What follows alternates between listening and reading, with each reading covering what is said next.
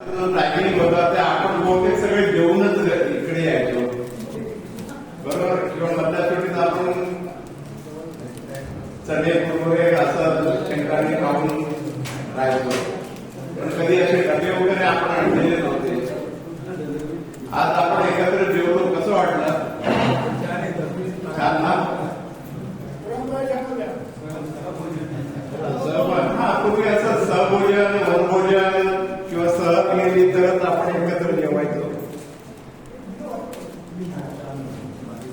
तर आज या निमित्ताने आपण एकत्र भोजनाचा आस्वाद घेतला. आता मी मुद्दाम आपल्या प्रमुख अतिथींना थांबवून घेतलंय एवढ्यासाठी की मी जास्त प्रस्तावना करत नाही, त्यांना जायचं आहे की आपला नंतर कार्यक्रम होईल. जसं मगाशी म्हटल्याप्रमाणे प्रत्येकाने आपलं मनोगत इथे येऊन व्यक्त करायचंच आहे. तर त्या अगोदर आपल्यामध्ये म्हणजे ऐकण्यामध्ये म्हणजे कोणी आणखी प्रगती केली असेल शैक्षणिक किंवा व्यावसायिक दृष्ट्या तर ते आता कळेलच. अजून आपण तेवढे व्यक्त नाही झालो ना एकमेकांशी. मग त्यातल्या त्यात आपल्यामध्ये श्यामने पीएचडी केली. आज तो पीएचडीचे विद्यार्थ्यांना मार्गदर्शन करतोय, लेक्चर देतोय. तर अशा विद्यार्थ्यांचं कौतुक करणं पर्यायाचे क्रमप्राप्त आहे. शिवाय त्याचा सत्कार आपल्या वतीने आजचे आपले प्रमुख अतिथी शरदचंद्रजी कुलकर्णी यांना मी विनंती करेन की श्यामचं शाल आणि श्रीफळ देऊन आमच्या वतीने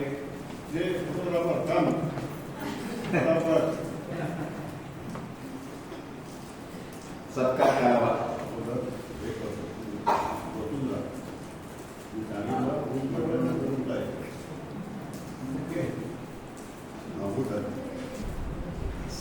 आपण केलेल्या सत्काराला उत्तर म्हणून श्याम आपलं मनोबल व्यक्त करत आहे.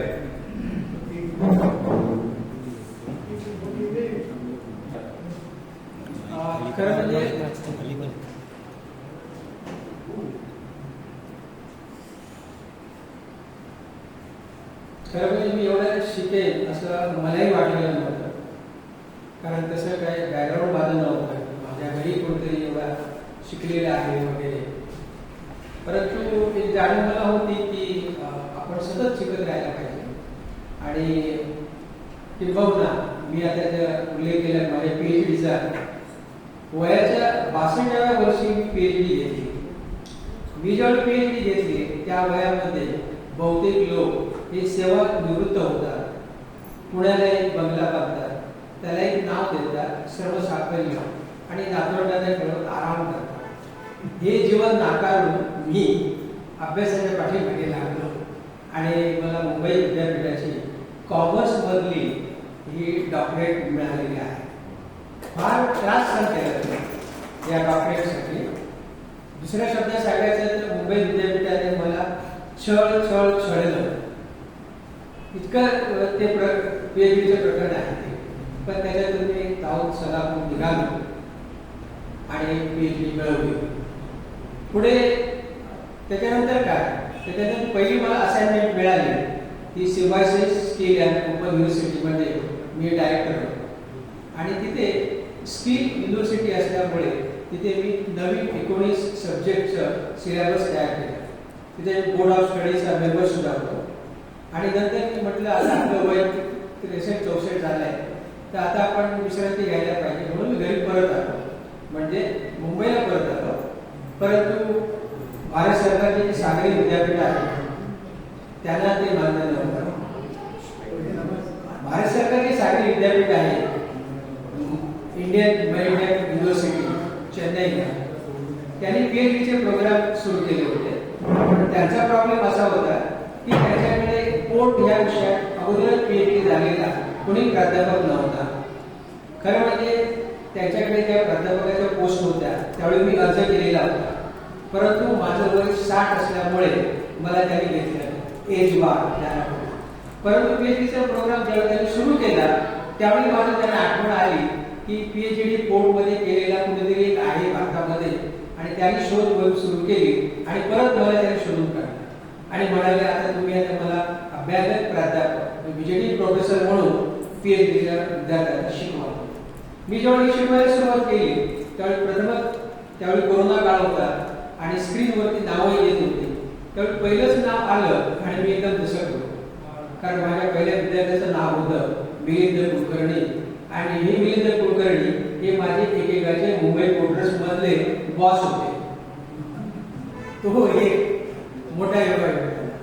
सांगायचा मुद्दा असा आहे की मी PhD केली, PhD विद्यार्थ्यांना मी आता शिकवतोय, परंतु त्याच वेळेला माझी अशी एक इच्छा होती की मला कॅप्टन व्हायचं होतं बोटीवरचं. म्हणजे आमचा जो परंपरागत व्यवसाय आहे मच्छीमारी आणि नेव्हिगेशन हा आमचा परंपरागत व्यवसाय आहे. मला असं वाटत होतं की आपण कॅप्टन व्हावं, परंतु त्यावेळी मार्गदर्शनाची काहीच सोय नव्हती. त्याच्यासाठी सायन्स घ्यावं लागतं, पण मी गेलो तो आर्ट्सला, त्याच्यामुळे तोही माझं कॅप्टनशिप निकालात निघाले. नंतर मी माझ्या मुलासाठी प्रयत्न केला, त्याने सायन्स घेतलं, परंतु त्याच्या डोळ्याला चष्मा लागला, तोही बाद झाला. आणि कित्येक वर्षानंतर कॅप्टन होणाऱ्या लोकांना, कॅडेट लोकांना जिथे शिक्षण देतात PS चाणक्य नेरूळला ही संस्था आहे, शोअर बेस्ट अकॅडमी, ही सुद्धा इंडियन मॅरिटाईम युनिव्हर्सिटीची आहे. तर त्यांनी आझादी की 75 वर्ष असे एक महोत्सव घेतला होता आणि तिथे गेस्ट लेक्चरर म्हणून खास अभ्यागत म्हणजे पाहुणा त्या कार्यक्रमाचा म्हणून त्यांनी मला बोलावलं होतं. मी जेव्हा त्या PS चाणक्यमध्ये गेलो तेव्हा त्यांनी मला विचारलं की तुम्ही कसे येणार. मी म्हटलं नेरूळवरून सातपाडा जवळ आहे, मी रिक्षाने येतो.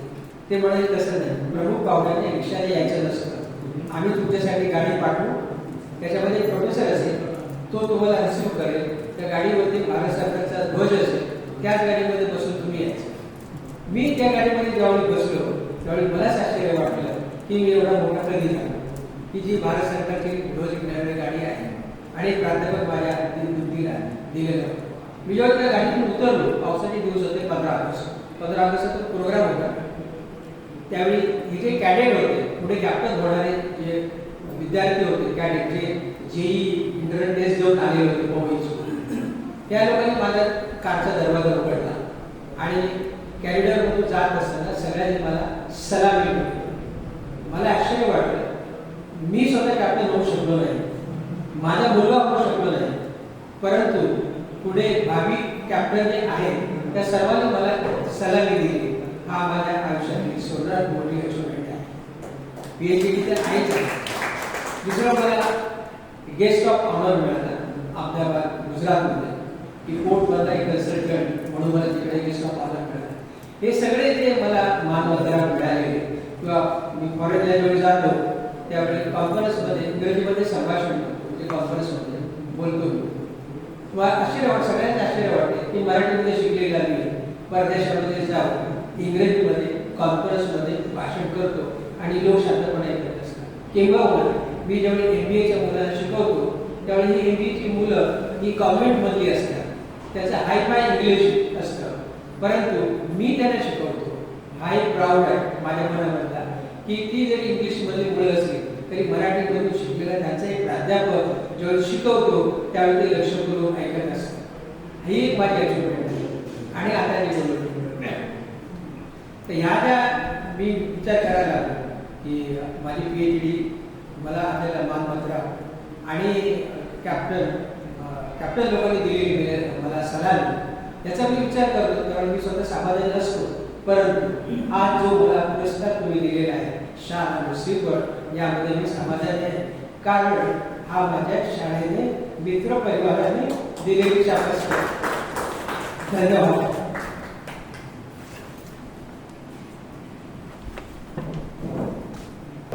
आठवत नाही तुम्ही उशिरा आलात, तुमचा सत्कार केला की नाही, म्हणून शाल वगैरे काढून ठेवले. नक्की केलाय ना. तर आता आपण खरी दुसऱ्या सत्राची सुरुवात करूया. मला वाटतं प्रत्येकाने 1972 नंतर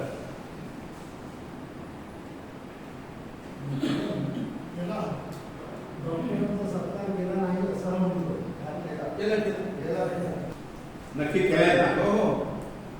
पुढे जाऊ.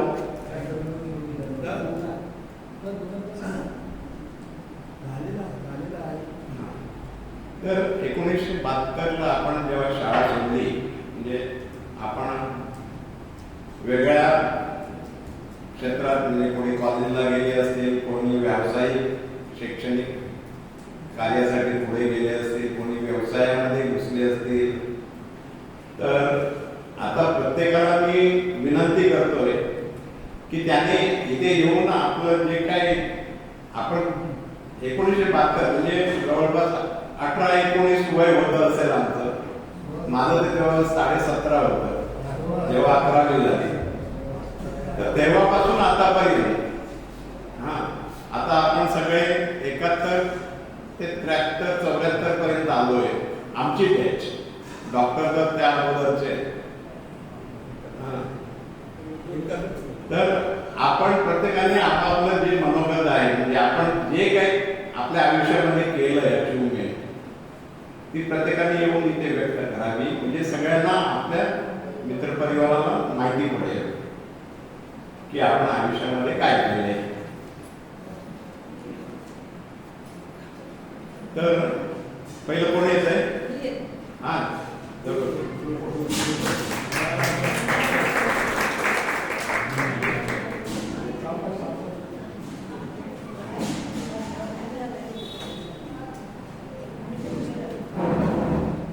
मला वाटतं त्यांनी स्वतःचा परिचय द्यावा आणि आपलं मनोगत सुरू करावं.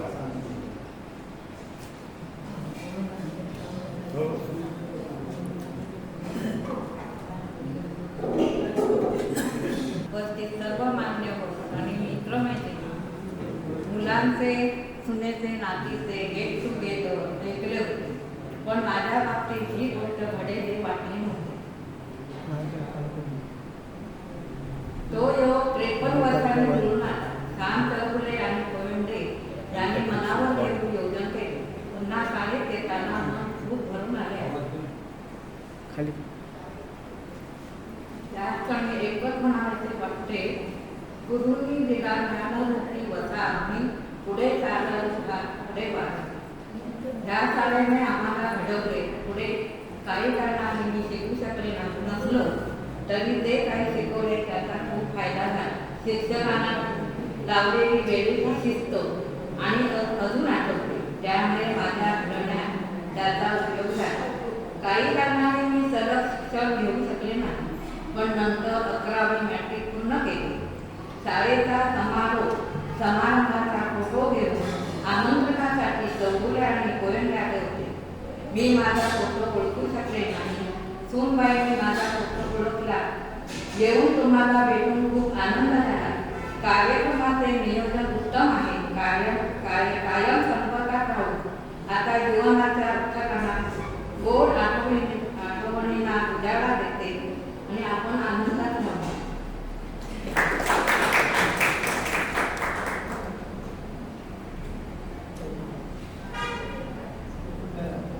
कसं ठरवलं होतं की आमच्याकडे नावाची लिस्ट आहे, त्या लिस्टमधून ती करून एकेकाला बोलवायचं. पण नंतर असं लोक म्हणाले, असं करू नका, सर्वांना संकोच वाटतोय.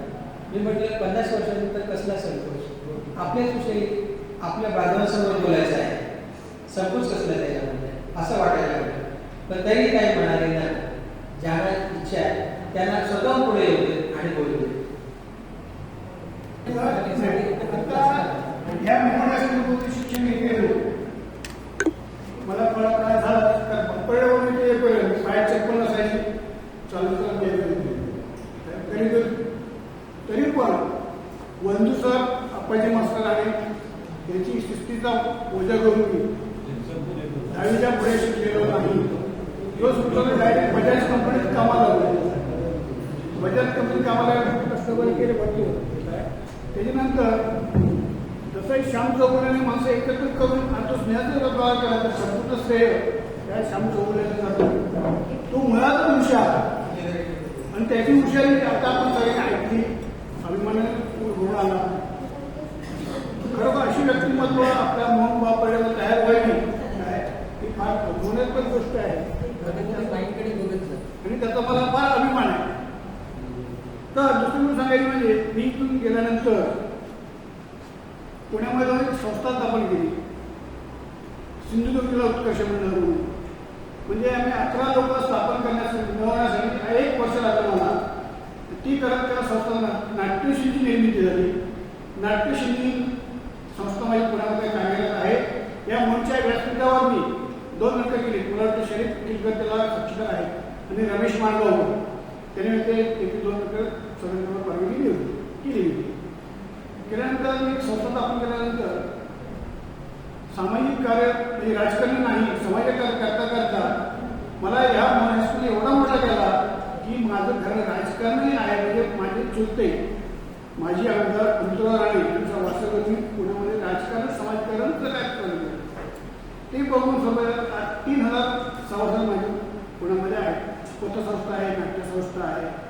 ते संपूर्ण बघून पुण्याच्या महापौराने मला सिंधुदुर्ग भूषण पुरस्काराने जाहीर केले, सन्मानित केले. ही प्रेरणा मी मोहन हायस्कूलमधून घर निघालो आणि त्याच्या पूर्ण आशीर्वाद मला इतके लोकांचे आहेत काय असं मी कार्यक्रम करत होतो. आज मला तिथे 3 मजली इमारत माझी स्वतःची नाही, सिंधुदुर्ग भाषेची 3 मजली इमारत तयार केली आहे. तिथे 3,500 मेंबर आहे, नाट्यसंस्था आहे, पतसंस्था आहे. काय फक्त सिंधुदुर्ग लोकांसाठी मी चालवतो काय असं मला कार्यक्रम चालू आहे. ते तुमचे आशीर्वाद आहे. धन्यवाद. सिंधुदुर्ग जिल्ह्यामध्ये गंगाजी राणे येत नाही का?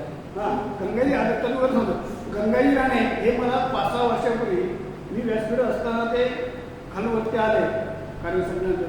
ते प्रमोद राणे तूच काम नको काय नाही माझं तुझ्याकडे काम आहे. मला काय काम आहे मग उद्या ये म्हणलं तू. तेव्हा तो नाहीसा झाला अजून पर्यंत भेटलेला नाही, अजून पर्यंत भेटला नाही. आता मला शरीर म्हणजे काय म्हणतात आता बोलून आपल्या माणसाविषयी अहमपणा असतो. कामापुरता माणसं काम संपलं की निघून जातं. तर आता मी नाटकाचा 1962-64 एक रंगीत नाटक आलं होतं. त्या नाटकामध्ये त्यावेळी मी मला वाटतं 12 वर्षाचं होतं. त्यावेळी त्या नाटकामध्ये वडिलांनी काम केलं होतं. त्याच्यात मी 2 वय लाटे मागून लाट लावते बली साठा संपेना पुण्यक्षेत्री कसा राहिलो कसा किनारा भेटेना काळा काळा घालून म्हणतो खडा बरी पडे खडा असा कसा पुण्य वारा राहिलो कसा परिणाम पाप नको हे पुण्य नको जगणेच नको या सर्वांकडे मोक्षमा होतो अष्टांगाची कर्णगिरी वा होतो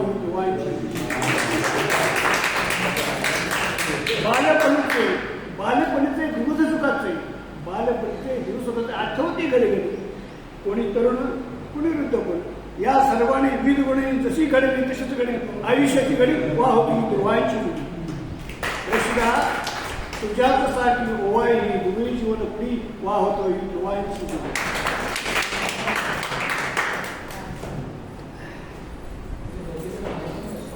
हा खरा वर्ग मित्र प्रमुख बोलला नाहीसा दादा हे खरी आपली भाषा आहे.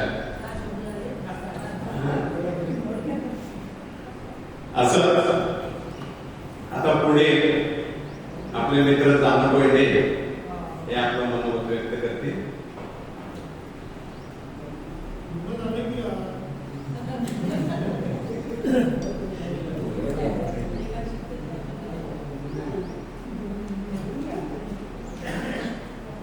मुद्दावरील प्रतिष्ठित मान्यवर प्रिय बंधू भगिनींनो, आज मी माझे मनोगत सांगण्यासारखं भरपूर आहे माझ्याकडे, पण ते मनोगत माझं जास्त सांगणार नाही आहे जास्त. थोडक्यात मस्त असं आपला बोलणं थोड्यात झालं. मोंड पंचक्रोशीच्या बाबतीत सांगायचं तर मोंड पंचक्रोशीचा उदय झाल्यापासून आमच्या आजूबाजू परिसरातील मोंड वापरलंय वानिवड्या टेंबवली कालवी कट्टा आदी गावातील विद्यार्थ्यांच्या शैक्षणिकदृष्ट्या मोठी सोय झाली. आम्हाला कुठे तिथे शिक्षणाची आधार नव्हता. देवगड होता SMG शिवाय. SMGला जायचं म्हणजे आम्हाला SD वगैरे काही नव्हती त्यावेळी आमच्या गावात.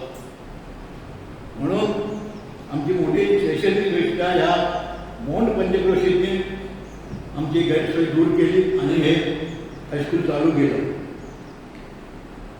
यावेळेस आजूबाजूला माझ्या मोठमोठीपेशी संस्थेशिवाय विद्यार्थ्यांना शैक्षणिक पर्याय नव्हता. या माझ्या पंचकृषीने अनेक सुंदर हिरे निर्माण केले. कुठले तो डॉक्टर, वकील, शिक्षक, भारतीय आरमारात पोलीस दलात, तसंच महाराष्ट्र पोलीस दलात अधिकारी निर्माण केले. मोठमोठ्या सरकारी कंपन्यात कामगार निर्माण केले. एसटी महामंडळात कामगार निर्माण केले. आज आमच्यासारखे विद्यार्थी भारतीय नौदलाला मुंबई विश्वस्त बोली, मालगाव मेळशी बिल्डिंग अशा अग्रगण्य कंपन्यांना हे नावारूपास आलेले आहेत. मंडळी, अशा ह्या माझ्या म्हणून पंचकृषी ह्या शिक्षण संस्थेचे उपकार आम्ही मानून जेवढे थोडेच आहेत. एवढे माझ्या पंचकृषीचे म्हणून पंचकृषीचे आम्हा विद्यार्थ्यांवर एक प्रकारचे ऋणच आहे. आज अशी मी मोहन पंचकृषी शिक्षण संस्था निर्माण झाली नसती तर एवढे हे हिरे पासून निर्माण झाले नसते. मी बोलेल तेवढं थोडेच आहे.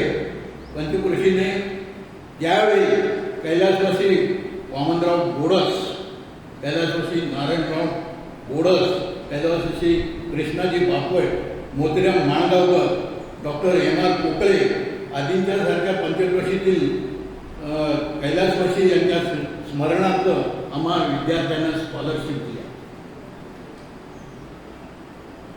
त्याच्यातला मी एक आहे, स्कॉलरशिप भेटली. अशी माझी मोठ पंचकृषी संस्था दिव्याप्रमाणे सतत दैदिप्यमान प्रकाश देवो अशी मी ईश्वरचरणी प्रार्थना करून माझे 2 शब्द संपवितो. जय हिंद, जय महाराष्ट्र.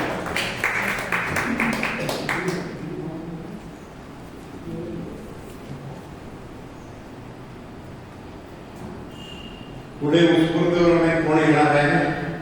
दुसरा नंबर, नेक्स्ट किमी बोलाव.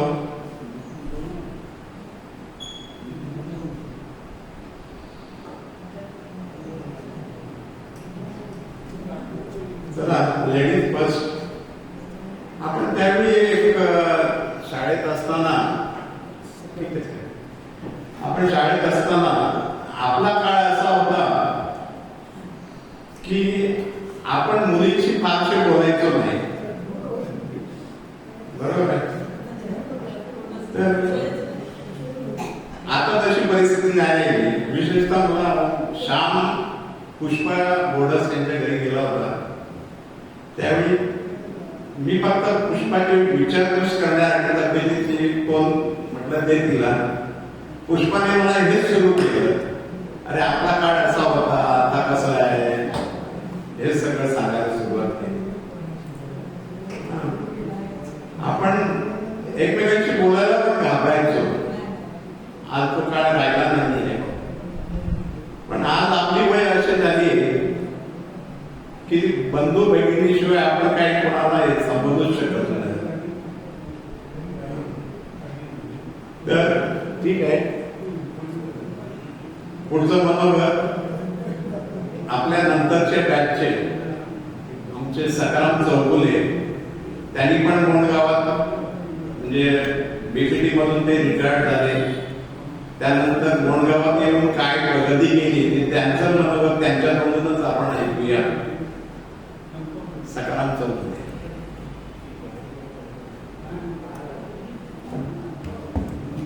हॅलो, व्यासपीठ आणि माझे सहकारी. माझं नाव सखाराम तातू चौगुले. हॅलो, आवाज येतोय का? हॅलो, कसं काय आवाज आहे?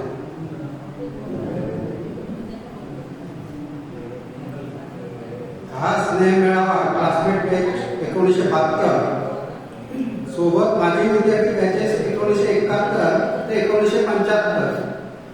मी 1975 मध्ये जुनी 11वी आणि last batch SSC last batch मार्चमध्ये परीक्षा झाली आणि एप्रिलमध्ये नवीन SSC त्यांची सुरुवातीची बॅच असे 2 SSCचे बॅचेस तयार झाले. मी सुरुवातीपासून 1ली ते 11वी पर्यंत ह्या शाळेमध्ये शिकलेलो आहे. पहिली आमची जीवन शिक्षण विद्या मंदिर मोंड हे प्राथमिक शाळा होती आणि त्याच्यामध्ये आप्पा राणे हे मुख्याध्यापक होते आणि आम्हाला लहानपणी आमच्या घरी शिकवणारं कोण नव्हतं. कसा काढतात तो आम्हाला माहिती नव्हता. तो त्या गुरुजींनी आम्हाला मांडीवर बसून काढायला शिकवलं. त्याच्यामुळे आम्ही आजपर्यंत असे घडलो कारण तेच आमचे खरे गुरुजी होते. त्याच्यानंतर म्हणजे त्या वेळेला राणे गुरुजी होते, शिवरेकर गुरुजी होते, रुंडे गुरुजी होते, सागर गुरुजी होते आम्हाला शिकवायला. पण ते काय शिक्षण दिलं त्यांनी ते आम्हाला त्याचा पुढे फायदा झाला. राणे गुरुजी चांगल्या प्रकारे म्हणजे विद्यार्थी घडवले. त्यांनी आमच्या घरी कसा काढतात तो आम्हाला म्हणजे आई वडिलांना माहिती नव्हता. 1965 मध्ये पहिलीमध्ये म्हणजे त्यावेळी आम्ही 7व्या वर्षी पहिलीमध्ये नाव टाकलेलं होतं. पूर्वी कसं 7 वर्षानंतरच शाळेमध्ये घेत होते. आता त्याच्यानंतर म्हणजे कसं होतं पहिलीमध्ये शाळेमध्ये आल्यानंतर मग घरी जायचं. त्यावेळी आम्ही आईचं दूध प्यायचो आणि नंतर मग समुद्रामध्ये उडी मारायला जायचो. हे लहानपणीच्या आम्हाला आठवणी अजूनही आठवतात. त्याच्यानंतर शिवरेकर गुरुजी ते इतिहासामधील गोष्टी वगैरे सांगायचं. त्या आम्हाला शिवाजीच्या गोष्टी वगैरे सांगायच्या. त्या आम्हाला व्यवस्थितपणे समजून देत होते. त्याच्यामुळे आम्ही नंतर मग आता म्हणजे ही प्राथमिक शाळा होती. नंतर पुढे 8वी ते 11वी ही माध्यमिक शाळा माध्यमिक विद्या मंदिर मोंड. माध्यमिक विद्या मंदिर मोंड त्याच्यामध्ये आम्हाला Karlekar sir, Kode sir, Valaju sir, Rampure sir, Gaonkar sir, Chougule sir, Bhosale sir यांचं आम्हाला मार्गदर्शन मिळाले. आता कार्लेकर सर हे म्हणजे गणितामध्ये बीजगणित एवढं आम्हाला समजावून दिलं म्हणजे त्याचा फायदा पुढे झाला. नंतर रामपुरे सर यांनी आम्हाला सायन्स एवढ्या पद्धतीने शिकवलं होतं. आता आपला जो पाठीचा कणा आहे तो पाठीचा कणा विद्यार्थ्यांना कसा लक्षात राहील तर ते सांगायचे 7-12चा उतारा आणण्यासाठी 5-5च्या 2 नोटा आणि 4 वेळा खेपा मारावा लागतात. म्हणजे ते 33चा जो आहे ही फिगर कशी सांगायची तर ते समजावून सांगत होते. नंतर त्यांचं ड्रॉइंग होतं. आमच्याकडे इलेमेंटरी इंटरमिजिएट त्यावेळी बहुतेक विद्यार्थी इलेमेंटरी इंटरमिजिएट हे ड्रॉइंग आम्हाला त्यावेळी परीक्षा बहुतेक विद्यार्थी पास झालेले आहे. म्हणजे ह्याचाही आपल्याला पुढे फायदा झाला. नंतर म्हणजे 1975 मध्ये इथून गेल्यानंतर मग कॉलेजचं शिक्षण मुंबईमध्ये झालं. मग तिथं म्हणजे सर्व स्वतः जेवण करून कॉलेज अटेंड करायचं. नंतर मग मुंबई पोर्टर्समध्ये अपॉइंटमेंट झालो 1982 मध्ये.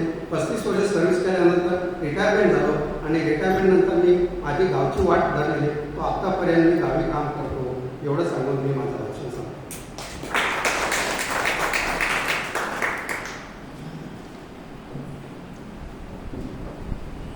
धन्यवाद साकार. आता पुढे कोण? उदय. उदय हात मारल्याबरोबर आहे.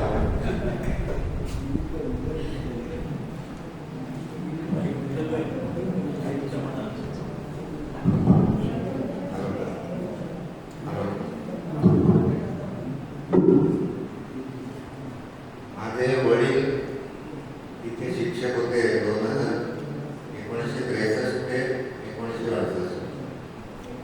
मी 3री ते 8वी मोंडला होतो आणि 8वीला असताना वडील रिटायर झाल्यामुळे मला इथून बाहेर पडावं लागलं. त्यामुळे आता 72ची बॅच जर म्हटलं आपण ॲक्च्युअली मी 8वी पर्यंतच होतो. ज्यावेळी श्याम आणि याचा जेव्हा ते क्लास 72 बॅच व्हॉट्सॲपवर आलं याने मला फोन केला होता. असं आहे आणि गेट टुगेदर करायचं म्हणतोय.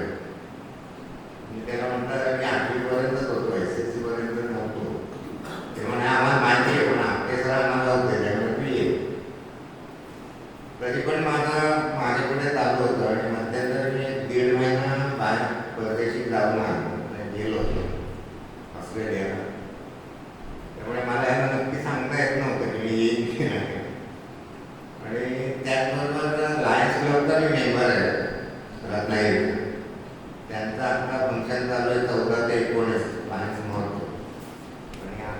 Get together 18. तरी पण मन परत मागे पुढे व्हायला लागलं. आता काय करू, तिकडे अटेंड करू काय ते. पण म्हणतं नाही, मोडला आपलं नातं 3री ते 8वी आहे आणि लायन्स क्लब दरवर्षी चालू राहणार आहे. पण हे आपले जे बॅचचे मुलं आहेत, आपण आहोत मित्रमंत्री, त्या आज भेटतील तर परत कधी भेटतील माहिती नाही कोणाला. त्यामुळे हे बाकीचं काम बाजूला टाकून मी मंगेशला त्या दिवशी फोन केला की तू कुठे आहेस, तर तो म्हणे मुंबईहून मी परवा जातो. म्हटलं मी 99.9% येतोय, 1% म्हटलं ठेवून दिलेलं बरं आहे. कारण वयोमानानुसार हल्ली कोणाला सांगता येत नाही काय होतं. त्याच्यानंतर मी हिला फोन केला, फोन पेटे, कारण ती रत्नागिरीला आहे असं कळलं. ही माहिती आहे मला काढण्याची आई. तर तिच्यासाठी मी फोन केला. तर ती येणार असेल तर मी रत्नागिरीहून निघतो येईन. पण ती म्हणाली आम्ही आदल्या दिवशी जाणार आहोत. म्हटलं ठीक आहे, मी बघतो. त्यामुळे काल मी राजापूरला आलो आणि आज सकाळी इथे यायचं ठरवलं. मी 8वी नंतर 9वीला कोरला धाम हायस्कूलला 1 वर्ष होतो आणि 10वी ते इंटर रत्नागिरीला होतो. नंतर 1975 मी नोसीलला प्रोसेस टेक्निशियन अप्रेंटिसशिप केली आणि 1978 मी नोसील पेट्रोकेमिकल डिव्हिजनमध्ये प्रोसेस टेक्निशियन म्हणून लागलो. आणि 75 to 99 मी वॉज इन नोसील. 99ला मी व्हॉलेंटरी घेतली आणि राजापूरजवळ घरडी म्हणून गाव आहे, तिथे एक बाग वगैरे असं सगळं स्ट्रक्चर होतं. ते परचेस करून तिथे राहून 16 साली मी रत्नागिरीला गेलो. आता मी रत्नागिरीला राहतो. ते सगळं संपलं. वडील माझे 2004 साली गेले आणि आम्ही 2017 गेले. मग मूळ गावी आम्ही कधीतरी येतो 2 महिन्यांना नांदेडला. आणि आज मुख्य सांगायचं म्हणजे आज श्यामने आणि या लोकांनी जे काय केलं आहे त्याला तोड नाही, ते शब्दात वर्णन नाही केलं. कारण गेट टुगेदर करणं हे आपण साधारण वयाच्या ठराविक पिरियडमध्ये करत असतो आणि ते सोपं असतं. पण ॲटलं ह्याच्यात 70 आहे ना भाऊ, ह्या लोकांना जमवणं, पत्ते काढून त्यांना शोधायचे आणि हे जे काय त्यांनी केलं ही कामगिरी अद्वितीय आहे आणि त्याला सलाम धन्यवाद. थँक्यू.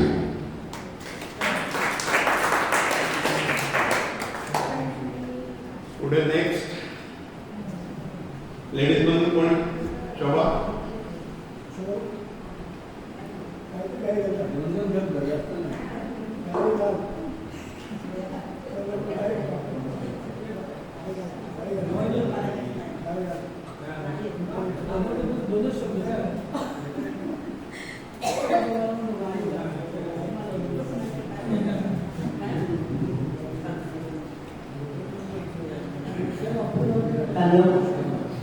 हॅलो, मी 2 शब्द बोलणार आहे. शांत ठिकाणी घ्या अशी माझी नम्र विनंती आहे. माझे वर्गमित्र आणि मैत्रिणी उत्तर करून श्यामसुंदर चौगुले आणि त्यांच्यामुळे आज हे इथे येणं शक्य झालं, तरी मी त्यांचा आभारी आहे. आणि उरलेले सगळे वर्गमित्र हे एवढ्या वर्षाने मला भेटले, भेटून खूप आनंद झाला. असं पुढे आपण कधी भेटू न भेटू काय सांगू शकत नाही. तरी पण ठीक आहे, पुढे काय. मी 8वी 9वी या 2 बॅचसाठीच मी इथे होती. त्याच्यानंतर मी मुंबईला गेली. त्यामुळे पुढचा बॅच मी यांच्याबरोबर पुढच्या बॅचपर्यंत नव्हती बात करत. तरी पण मला आमंत्रण दिलं की उपस्थित राहिली त्याबद्दल सगळ्यांचा धन्यवाद.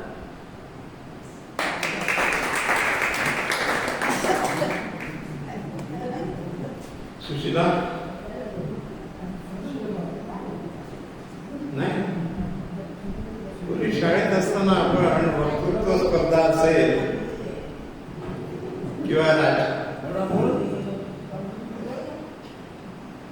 किंवा थोर पुढाऱ्यांची स्मृतिदिन असतील तर भाषण करताना आपण मागे लपून बसायचे. तसा आमचा एक मित्र मागे उदयच्या मागे लपलाय. मला त्याला बौद्ध करायचंय. तर मी विनंती करेन गिरीश कोयंडे याला की त्याने आपलं मनोगत तो पोलीस डिपार्टमेंटला होता, मुंबई आणि डिस्ट्रिक्टला काय काय कार्य केलं ते आपल्याला जरा सांगा.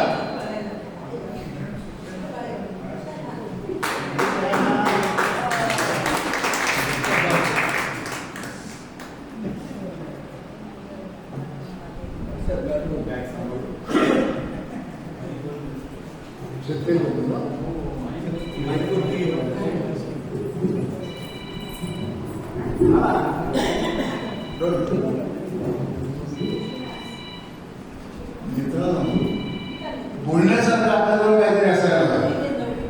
माझ्याकडे काहीच नाही तर बोलणार नाही तरी मागे राहते.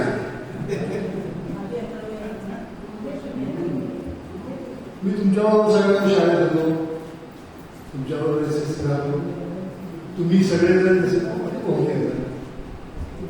SSC झाल्यावर मुंबई गाठली तसं मी घातलं. पण माझं आयुष्य जरा फार संघर्षमय गेलं. फार संघर्ष. त्याचं काही जी कारणं आहेत ती जवळच्या मित्रांना फक्त माहिती, बाकी कोणाला माहिती नाही. आणि त्या संदर्भात मग एक पोलीस अधिकारी झालो. कार्यकार्यालयाचं करतात पोलीस अधिकारी झालो. पोलीस अधिकारी झालो आणि रिटायर झालो as A ACP. That's all.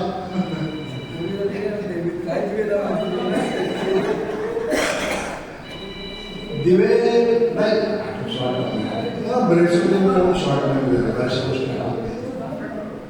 पण मी माझ्या परीने लोकांना जेवढी मदत करता आली तेवढ्या सर्विसच्या आयुष्यात तेवढी मदत केली. कोण एखादा गरीब अडला नाही, काय वेळा गरीब नसलेला माणूस पण सरळ सज्जन माणूस चुकीच्या ठिकाणी अडकतो कोणाच्या तरी चुकीमुळे.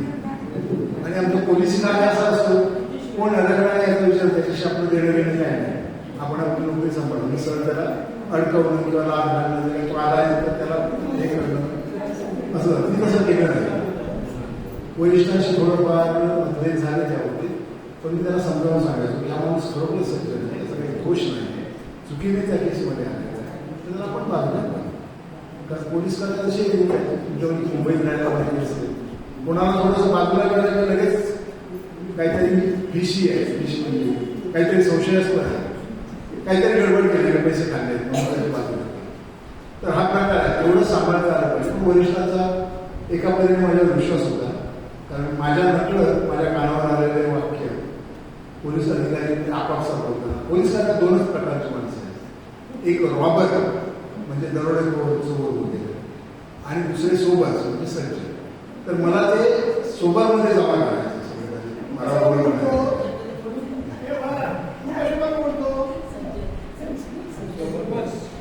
सोबर नाही, रॉबर नव्हतं आणि आजही नाही. म्हणून तर रिटायर झाल्यानंतर शेती करायला गावी आले आणि सध्या मी खातात खरं लोकांचा समजदार असतं, समज खातात. मी नाही खाते, खाते मी खाते नाही तर मला मुंबईत घरही गेला नाही. खाल्ले असते तुला अर्धे दिले असते काही. Okay okay.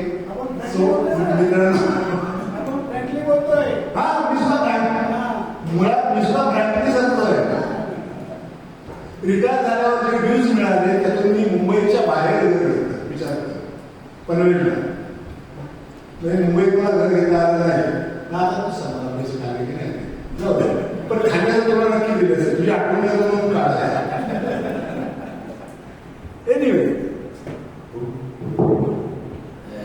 रिटायर झाला मी शेती करतो सध्या. म्हणजे माझं मूळ गाव कट्टा जवळच या कानिंच्या लोक त्याच्या खाली गाव आहे. पण माझ्या आजोबांकडे केव्हा तरी जमीन घेऊन ठेवलेली वगैरे गाव कडेबाजारच्या दक्षिणेला 1-2-3 किलोमीटर. तर सध्या तिथे राहतो. तिथे आपली शेती सिंधुदुर्गच्या लोकांची शेती म्हणजे आंबा कर्म लावली, त्यांनी शेतीत मी रमलेला असतो. मला बरं वाटतं. माझ्या मित्रांनाही मी सल्ला देतो, तुम्ही गावी या, मोकळ्या वातावरणात मुंबईच्या दगदगीच्या वातावरणात बाहेर येतात. रिटायर झाल्यानंतर माणसं शांतपणे यावं. रिटायर झाल्यानंतर नोकरी करू नये, काम करू नये, या मताचा मी आहे. काम करू नये म्हणजे पैशासाठी काम करू नये. पण तुम्हाला जिथे एक सांगेन, मी जे माझ्या एका जवळच्या मित्राला सांगितलं तेच तुम्हाला सांगेन. त्याने विचारलं मी काय करू. मी त्याला म्हणालो तुला ज्या कामात आनंद मिळेल ते काम कर. पैसा आपण पण जिथे आनंद मिळेल ते काम कर. कुठलेही प्रत्येकाची हॉबी असते, वेगवेगळे छंद असतात, त्याच्याप्रमाणे तुम्ही काम करा. ते तुम्हाला पैसाही मिळेल पण आनंद महत्वाचा, समाधान महत्वाचं. ओके, सगळ्यांनी शेती करतो त्यामुळे काही सांगणार नाही माझ्याकडे. अजून बाकी साहेब त्याने म्हटल्याप्रमाणे किती पैसे खाल्ले असतील तर म्हणजे डिटेल सांगावं लागेल आणि ते मग असं गप्पा मारणार सांग. Okay, thank you.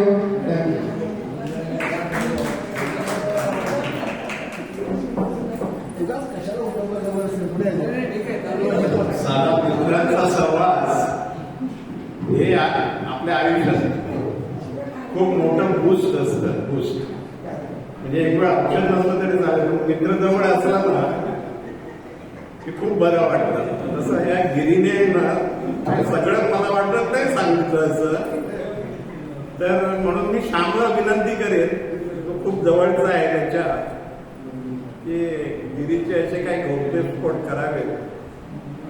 कारण गिरी भाषण करताना सगळीच हसत होती.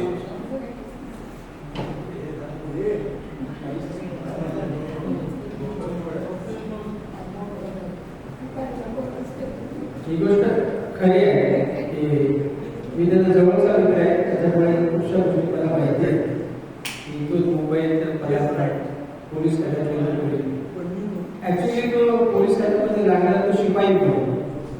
पण त्याचं एक ध्येय होतं की इन्स्पेक्टर होणं. त्याच्यासाठी जी मेहनत आहे ती त्याने केलेली होती.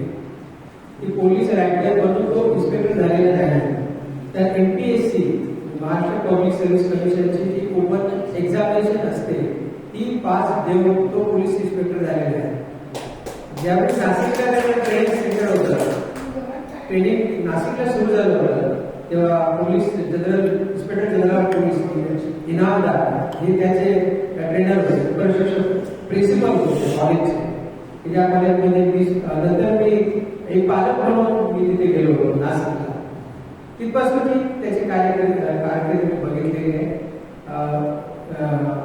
तुमच्या बायकाला दगडी चाळीमध्ये गवळी असताना त्याच्या दगडी चाळीमध्ये जाणारा हा पहिला पोलीस ऑफिसर. त्याच्यानंतर SSC बोर्डची लीक झाली परीक्षा, पेपर लीक झाले, त्यावेळी त्याचं संशोधन इन्व्हेस्टिगेशन करणारा हाच होता. तिसरी महत्वाची आणि गमतशीर गोष्ट अशी की तो ज्यावेळी जॉईन झाला पोलीस खात्यामध्ये तेव्हा तो कॉन्स्टेबल होता आणि त्यावेळी कॉन्स्टेबलला राहण्यासाठी पोलिसांच्या क्वार्टर्स नव्हते. जे विवाहित होते, मॅरिड होते त्यांना क्वार्टर्स दिल्या जायच्या. बॅचलर लोकांना कुठलाही क्वार्टर्स नव्हते. मग पोलीस कमिशनर काय करायचे तर अशा नवीन रिक्रूट झालेल्या पोलिसांना ते पोलीस लॉकअपमध्येच ठेवायचे की तुम्ही इथेच राहा. मग हे बिचारे त्याची ती पोलिसांची वळकटी होती आणि ट्रक असायची, ती ट्रक घेऊन ते बिचारे त्या लॉकअपमध्ये राहायचे. मला कसं माहिती तर माझ्या जवळचा मित्र म्हणून मी त्याला भेटायला जायचा. नागपाडा भोईवाडा पोलीस स्टेशनला जायचा त्या लॉकअपमध्ये. त्यावेळी खाली पोलिसांचं रजिस्टर असायचं, त्या रजिस्टरमध्ये सही करावी लागायची कोण कोणाला कशासाठी भेटायला. ती मी करायच्या. ग्राउंड फ्लोअरला सगळे पिक पॉकेटर पकडलेले असायचे. पण मी जेव्हा वरती जायच्या पिक पॉकेटरला काहीच काम नसायचं, पण ते मला म्हणून वापरला दाखवायचे. पहिल्या माळावरून जेव्हा मी जायचा जिल्ह्यावर तर तिकडे वेशावर पकडलेल्या असायच्या त्या माझ्याकडे वापरले दाखवायचे. असं का मी दुसऱ्या माळावर जायचा, सन्नाटा सगळा, सगळे लॉकअप आणि लॉकअपमध्ये हा बसलेला असायचा ट्रक. मी त्याच्यावर बसायचा आणि गप्पा मारायच्या. आमची भेट संपली तुम्ही परत यायचं. हे मला पण अटकत होतं. ज्यावेळी त्याची रिटायरमेंट आली तर पोलीस इन्स्पेक्टर म्हणून, सिनियर पोलीस इन्स्पेक्टर म्हणून मुंबईला जसं काम केलं तसं रत्नागिरीला निवडून पोलीस तो होता, रत्नागिरीला होता, रत्नागिरीच्या DCP ऑफिसमध्ये सुद्धा तो होता, हातकामाच्या ट्रॅफिकमध्ये होता. जे रत्नागिरीला त्यांनी 10 ते 15 वर्ष काढले होते. शेवटी सिंधुदुर्ग जिल्ह्याच्या DSP म्हणून तो रिटायर झाला.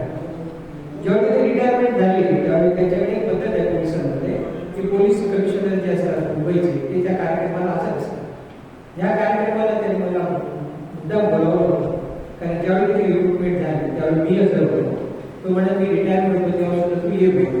मी त्यावेळी त्या कार्यक्रमाला हजर होतो. मी पोलीस कमिशनरच्या हिरवणीवरती तो कार्यक्रम होतो. जे लोक रिटायर झालेले असतात एकाच दिवशी सर्वांना बोलावलं होतं, ह्याला सुद्धा बोलावलं होतं. आणि त्यावेळेचे पोलीस कमिशनर सेम जे पुढे राजकारणात गेले आणि नंतर मंत्री झाले ते होते.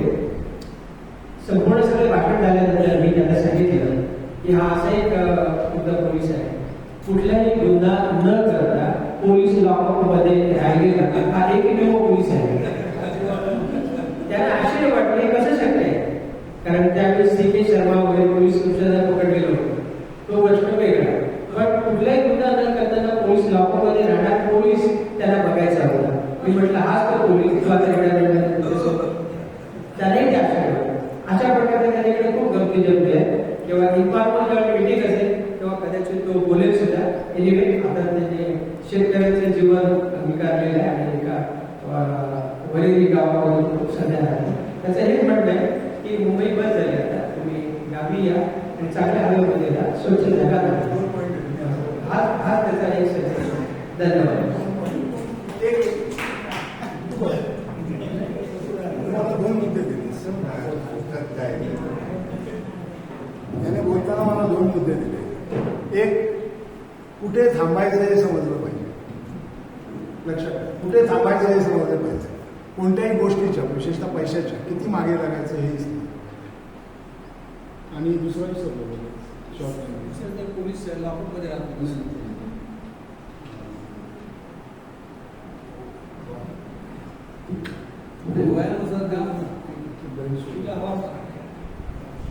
शेतकरी म्हणून आता इतरांना मी सांगेन, सगळ्यांना सांगेन की शांतपणे तुम्ही शेती करा. उगाच नको ते इकडे तिकडे याच्या मागे त्याच्या मागे चिमटे काढण्यापेक्षा गावात या, शांतपणे शेती करा. अतिशय चांगलं तुमचं आयुष्यात वाढेल. हा वेगळा मुद्दा, पण तुम्हाला आनंद मिळेल. कारण आपण भारतातले लोक आहोत, भूमिपुत्र आहोत आणि भारत हा शेतकऱ्यांचा देश आहे. असं शाळेत असल्यापासून आपण लिहितोय आणि वाचतो. थँक्यू. नाही मुद्दा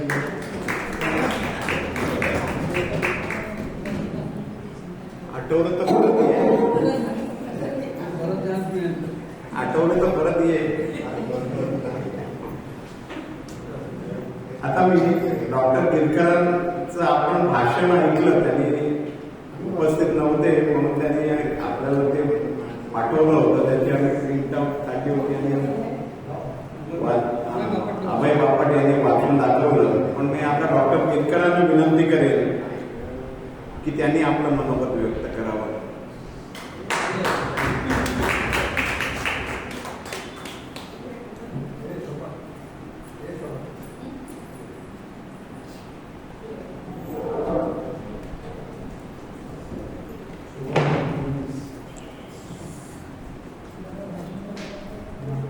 सर्वप्रथम माझ्या भावा बहिणींना नमस्कार. आता हे खेळीमेळचं वातावरण आहे आणि आता सकारात्मक चौगुले जे बोलले त्यावरून एक शिक्षक म्हणजे आपल्या आयुष्यात शिक्षकाचं हे किती असतं, योगदान किती आहे हे ज्यावेळी मला आठवतं. मी नेहमी आठवत असते. पण म्हटलं मी आता हे बोललो ह्याच्या पुढे मी जेव्हा बोलले मला सांगता येत नाही. शिक्षक काय असतो हे माझ्या आयुष्यात जे मी अनुभवलं आहे ते तुमच्यासमोरच मी सांगू शकतो. समाजापुढे सांगण्यासारखं नाही. ते लोक दुसरा जो अर्थ देऊ शकतात. या दोन उदाहरण. एक उदाहरण माझं 7वीचं आहे. 7वीत असताना एक दिलीप शंकर चौगुले शिक्षक आहे, त्यांचा मुलगा आणि मी पहिला दुसरा असायचे. आणि आम्हाला शिक्षक होते आनंद केशव गिरनाळे. आता पहिलीपासून लहान मुलांना सुद्धा आता हे चाललेलं आहे, म्हणजे ट्युशन वगैरे कुठेतरी आवडल्यावर पैसे घेतात. त्यावेळी 7वीला ट्युशन असायची. त्यावेळी ट्युशन 7वीला असायची आणि आम्ही कंटिन्यू घेऊन इथे यायचो. मध्ये रात्रभर राहायचो, सकाळी जायचो, परत कधी खायचं, परत यायचो. 7वीची फार महत्वाची आहे. आणि परीक्षेला आम्हाला 3-4 दिवस करून सर्वांना दिलेला होतो. तिथेच राहायचं. देवगडला सकाळी एक संध्याकाळी पेपर असे 4 किंवा 8 पेपर असायचे. तर सरांचं एवढं प्रेम होतं तर त्याची एक गंमत सांगतो मला. इथे ते 11-12 वाजून घ्यायचे ट्युशन. काही एक पैसा कोणी दिला नाही. फक्त त्यांना हे होतं का याने काय केलं तुम्ही मारायचं, आमच्याकडून काय यायचं नाही. त्याचं पालकांची होतं. तर त्यांनी बघितलं हा मुलगा गणितात कसा आहे काय आहे, काय एक प्रेम केवढं असतं बघा. त्याच्यानंतर तिथे आम्ही ज्यावेळी गेलो आता ते 4 दिवस तिथे काय शिकवायचं होतं, तिथे सुद्धा रात्री 10 ते 12 वाजेपर्यंत हे घ्यायचे काय कोणाचं दुसऱ्या दिवशीचा पेपर असेल त्याची उजळणी घ्यायची. एक पैसा तो आम्ही त्यांना दिलेला नव्हता. फक्त एक एवढं प्रेम 2 दिवस त्यांनी बघितलं, 1 दिवसच बघितलं. दुसऱ्या दिवशी सर्वांना जमवलं म्हणजे तुम्ही झोपायला जा काय 4 दिवस आहे झोपायला काय येतात तुम्ही आता तुम्ही झोपला म्हणे आता 12-1 वाजले तो दिलीप उठणार आणि तो परत हे करणार आणि मला शिकवायला सांगतो आणि तुम्ही झोपलेले आहात झोपून राहता. म्हणजे मला सांगायचं उद्देश पण सर्वांना सांगून सांगायचं. मला तो एक इच्छा झाली दिलीप उठलं आपण उठलं पाहिजे. पण दुसऱ्या दिवशी मी सगळं झोपल्यानंतर मी उठलो आणि सर कुठे झोपलो, सर झोपलेले. सरांना उठवलं मी. सर म्हटलं दिलीप उठला नाही, तुला काय विचारायचं आहे सांग मी घेतो तू. मला एवढं भरून आलं म्हणजे हे प्रेम. म्हणजे आता काय असायचं मी सांगा म्हणजे इथे झालं परत 4 दिवस ते 4 दिवस सुद्धा त्यांनी ना आम्हाला एक क्षण असं शिक्षणाशिवाय सोडला नाही. आणि तुम्हाला सांगायला हे वाटेल काय तालुक्यात मी त्यावेळी पहिला आलो आणि त्याचं श्रेय सगळं त्या माऊलीला आहे. जे रिटायर झाले मी लेख दिला होता त्यांच्याकडे आणि अक्षरशः रडलो त्यांच्या हे करून. कारण हे असे शिक्षक त्यांनी घडवलं ना त्यामुळे आपल्याला सुद्धा हे वाटतं मग मुलांनी हे करावं आणि चांगले शिक्षक मिळणं हे सुद्धा एक भाग्य असतं. दुसरी एक गोष्ट अशी हायस्कूलमध्ये असताना ती जरा पुन्हा पटेल किंवा पटणार नाही. आता प्रत्येकाने आपापल्या पद्धतीने विचार करायचा. इथे पहिल्यांदा संस्कृत गणित आणि हिंदीचे क्लास आहेत एक्स्ट्रा क्लास टिळक विद्यापीठ आहे. पहिलीचे दुसरीचे तर पहिली दुसरीला हिंदीला फक्त ही होती लेखी. 3री-4थीपासून बालकोकिनी पंडित वगैरेच्या परीक्षा होत्या. त्या परीक्षेना तिथून बाहेरून ओरलसाठी बाहेरून हे आहे शिक्षक आहे हे माहिती म्हणजे हे घेणार आणि त्यांच्या त्या नोट्स करून दोघांचे सामायिक हे करून त्यांना मार्क मिळवायचे. तर परीक्षा झाली त्यावेळी त्या सर्वांनी ते आमचे शिक्षक होते आम्हाला हिंदी शिक्षक तुम्ही सर्वांना ओळखतात त्यांना तर ते होते शिक्षक. आणि नंतर ही झाली ओरल संध्याकाळी. आमच्या दुसऱ्या का तिसऱ्या बॅचमध्ये एक मुलगी होती आणि दिसायला इतकी सुंदर होती तुम्ही सर्वजण तिला ओळखता नाव नको आता काय ती बिचारी इथली आहे ती आपल्याकडे सुखी आहे. तर तिथं त्यांनी त्या पर्यवेक्षकाने आता त्यांनी हिंदी चांगली म्हणून की कसं कशावर हे करून त्यांना त्या मुलीला त्यांनी जास्त हे दिले मार्क्स दिले आणि त्या आमच्या शिक्षकांनी बघितलं म्हणजे ह्याच्यात ह्या मुलीला जास्त मार्क मिळाला आणि त्यांचा असं तिळपापड झाला. म्हणजे ह्या मुलाने सगळं सांगून मार्क त्याला कशाला ओरत दे ओरत म्हणजे त्याला पहिला आणण्याचा त्याचा मानस काहीतरी आहे. आम्हाला काय केलं त्यांनी मी आणि एक तो अंकुश आबा तारी म्हणून त्यांना म्हणायचं उद्या आम्हाला जायचं आहे कोल्हापूर तर सगळं ते बांधायचं आहे पाणी सामान वगैरे बांधायचं आहे तर तुम्ही या. मी आता कशाला सांगतो हे आपली मुलं आमची आज तुम्ही म्हणून सांगतो आम्ही समाजापुढे सांगत नाही किंवा मुलापुढे सांगण्यासारख्या काही गोष्टी नाही. म्हणजे सगळं बांधून घ्यायचं जरा मदत करायला या चालेल. आम्ही 10 वाजता आम्ही गेलो होतो. गेलो तर ते जेवून बसले होते आणि झोपायची वेळ झाली. मग सर म्हटलं बांधायला द्या काय ते आम्ही बांधतो सकाळी जायचं आहे थांबा जरा थांबा. तर त्यांचे सहशिक्षक होते ते झोपले आणि म्हणाले त्यांच्याकडे तो गट्टा होता ओरलचा ते पुढे गेला असं ओरलचा नाही विषयाचा लेखीचा म्हणजे सगळे बघ तू आणि अंकुश त्याच्यात जे काय हे पुस्तक घे आणि या पुस्तकात काय तुमचं राहिलेलं असेल ते आता लिहून घ्या. एका शिक्षकाने केलं आहे. एखाद्या त्यांच्यामध्ये तुमच्या समाजामध्ये गुन्हा सुद्धा असेल काही म्हणजे असं शिक्षकांनी करायला होतं म्हणजे प्रेम म्हणजे कुठच्या थरापर्यंत जात आहे. मग सर म्हटलं कसं आहे तो 3 तासाचा तो एक मोठो असतो त्याच्यात ते आपण घ्यायचा असतो काय जे असेल नंतर ते आपल्याला थंड जेवणचं आपल्याला हे आवडत नाही तसं ते म्हटलं हे काय आता लिहिणार काय नाही नाही जे काय असेल ते घ्या लिहून टाका. म्हणजे आम्हाला काय सुचत ना ह्यांच्या आता गटरे बांधायचे आहेत ते हे करायचं ते झालं ते झालं सगळं आणि सर आता बांधायचं नाही सगळं बांधून घेऊन झालं आमचं. मग आता इथे झोपा रात्र झाली आहे आज 5:30 वाजता त्याला उठवलं आणि ते पावसाचे दिवस होते ते आम्हाला विसरता येणार नाही. चर म्हणून आहे ते चरावर शेती होती.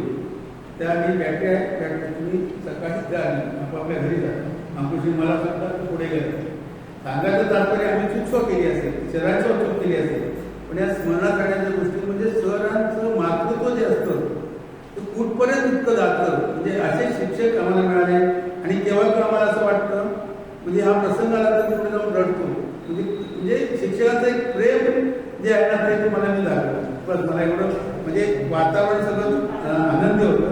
मला असं टेन्समध्ये काय गंभीर करायचं नव्हतं, पण मला पण त्या भावना उद्योग म्हणजे शिक्षकांचे मला हे दाखवायचं होतं म्हणजे किती रुजलेलं आहे. काही नाही असता काही नाही अपेक्षा अशा काही नाही. म्हणजे माझा मुलगा पुढे जावा, हा मुलगा त्याच्यावर अन्याय होऊ नये हा त्यांच्याकडे एक हे होतं. म्हणजे ते मला एक कौतुकास्पद वाटतं. एवढंच माझं बोलणं आहे. बस दुसरं काय नाही. धन्यवाद डॉक्टर.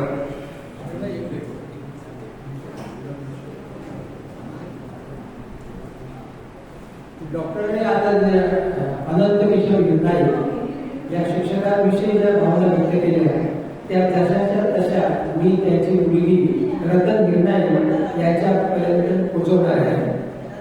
रतन किशोर गिरनाई यांना सुद्धा आम्ही या कार्यक्रमासाठी बोलावलं होतं, परंतु त्या येऊ शकल्या नाही. परंतु त्यांचं नाव आणि मोबाईल नंबर आमच्या जी यादी आहे त्या यादीमध्ये आहे. जर कोणाला त्यांना फोन करून काही बोलायचं असेल तर आपण बोलू शकतो. धन्यवाद. मित्रांनो, आपण प्राथमिक शाळेत बरेच जण आपण मोठातलेच असल्यामुळे प्राथमिक शाळेत तर इथेच होतो, ज्याला मराठी शाळा म्हणायचे. पूर्वी आम्ही अंगणवाडी 2 वेळा शाळेत यायचो, सकाळ दुपारी 2:30 वाजता. आणि तसेच जायचो, दप्तर टाकायचं घरी आणि खेळायला जायचं. जसं आता गिरकर डॉक्टरांनी सांगितलं तसं गिरनाई सरांच्या बाबतीत 7वीत एक PSC परीक्षा असायची, ज्याला फायनल परीक्षा म्हणायचे. 7वीची परीक्षा सुरू होण्या अगोदर 2-3 महिने तरी इथे शाळेत रात्रीची शिकवणी आपल्यापैकी बऱ्याच लोकांनी अटेंड केली असेल. आम्ही कंदील घेऊन यायचो आणि पुस्तकं घेऊन यायचो. इथे अभ्यास करायचो.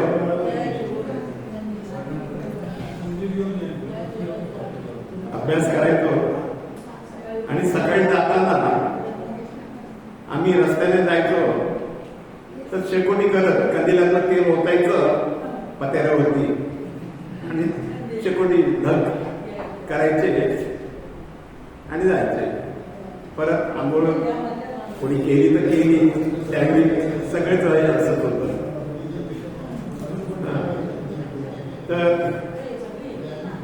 गिरनाई गुरुजींची जी शिस्त होती म्हणजे त्यांचं व्यक्तिमत्व, ते धोतर जे पचंगी आपण म्हणायचे आणि असे सडसडीत आणि उंच व्यक्तिमत्व.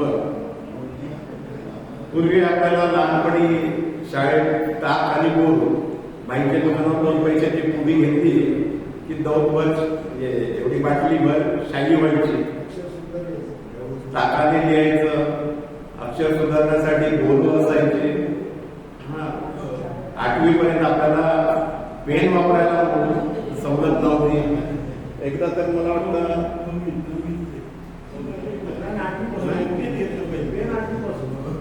8वी पासून पेन होतं, पण एकदा शिकवणीला असताना काहीतरी कोणीतरी पेन आणलं आणि गिरनाई गुरुजींच्या नजरेत आलं.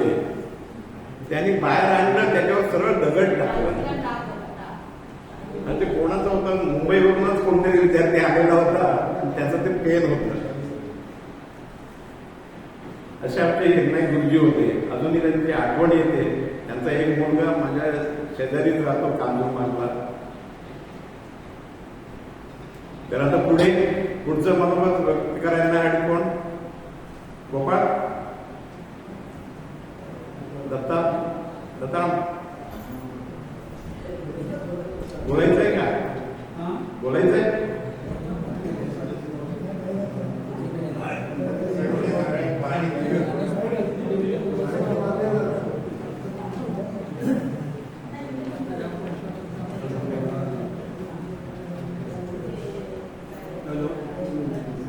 हॅलो, उपस्थित माझ्या क्लासमेट बंधू काही फार मोठा लेक्चर देणार नाही.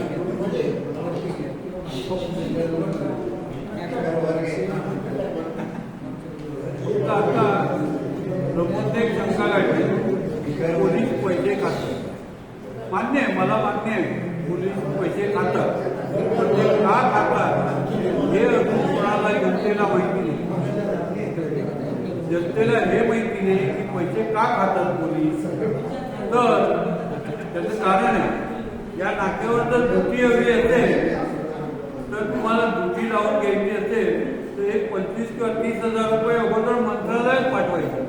मग त्या पोलिसांनी जर तिथं राहून 25,000 ते 30,000 रुपये घेतले तर त्याची पोलिसांची काहीच चूक नाही. आपलं राजकारण इतकं घाणेरडं आहे की राजकारणामध्ये सगळं गजकरण तयार झालेलं आहे.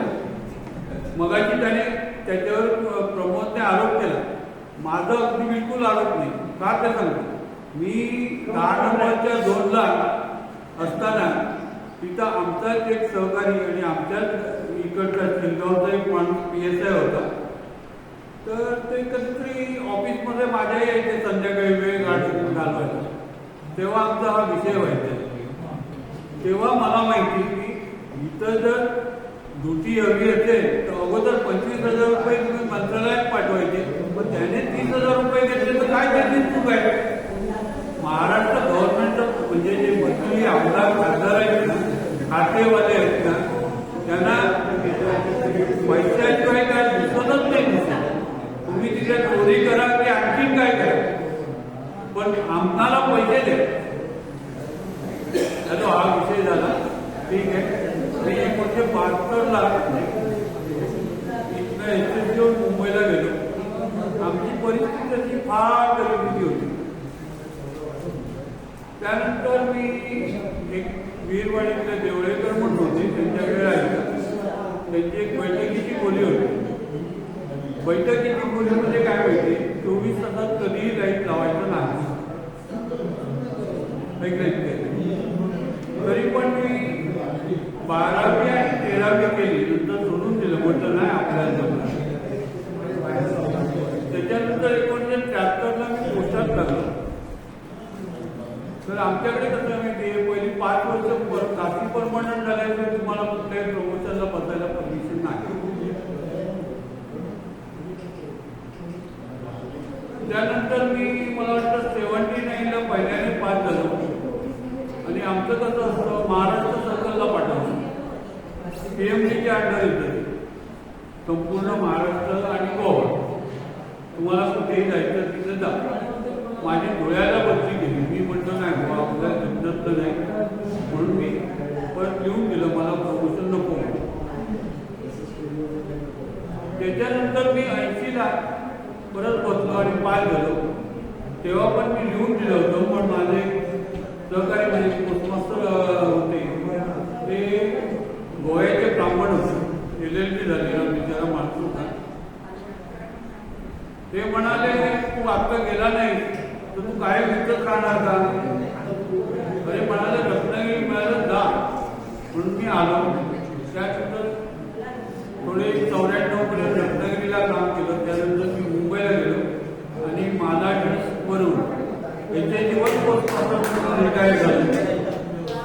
इकडे 62ची बॅच आहे, तिकडे 78ची आहे, ही वेगळी बॅच आहे. 2014ला रिटायर झालो.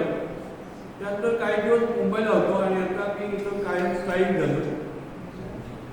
आमच्या वेळीचं काय माहिती आहे का, आमच्या वेळेचं शिक्षणच वेगळं होतं. आत्ता 2-3 वर्षापूर्वीची गोष्ट मी तुम्हाला सांगतो. मी एकदा विजयपूर पुणा गाडीत जात होतो. माझ्या बाजूला गोपटे डोळेकरचे एक शिक्षक होते बसलेले आणि कोणतरी विषय काढला.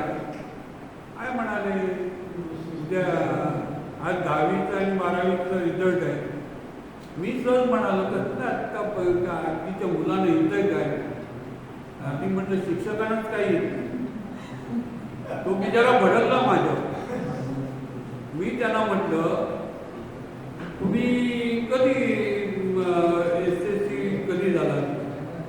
तर त्याने मला वाटतं माझ्या अगोदरचं टायमिंग सांगितलं मला.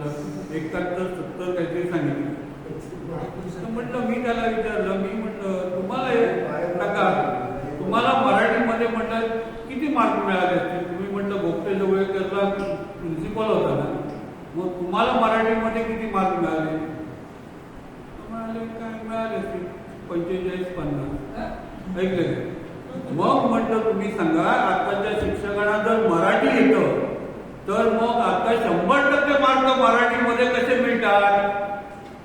म्हणजेच काय, शिक्षकांनाच मराठी येत नाही, पेपर तपास झाला तर मग तो मुलाला काय येणार? तो बिचारा बघतच राहिला माझ्याकडे आणि त्याने मान्य केलं. मी म्हणाले तुम्ही म्हणताय बरोबर आहे. असं सगळे बाबतीत सगळीकडे गेले, जेवढी सरकारी ऑफिसं किंवा सरकारी यंत्रणा आहे तिथं काय माहितीये, प्रामाणिकपणे राहून चालत नाही. धन्यवाद.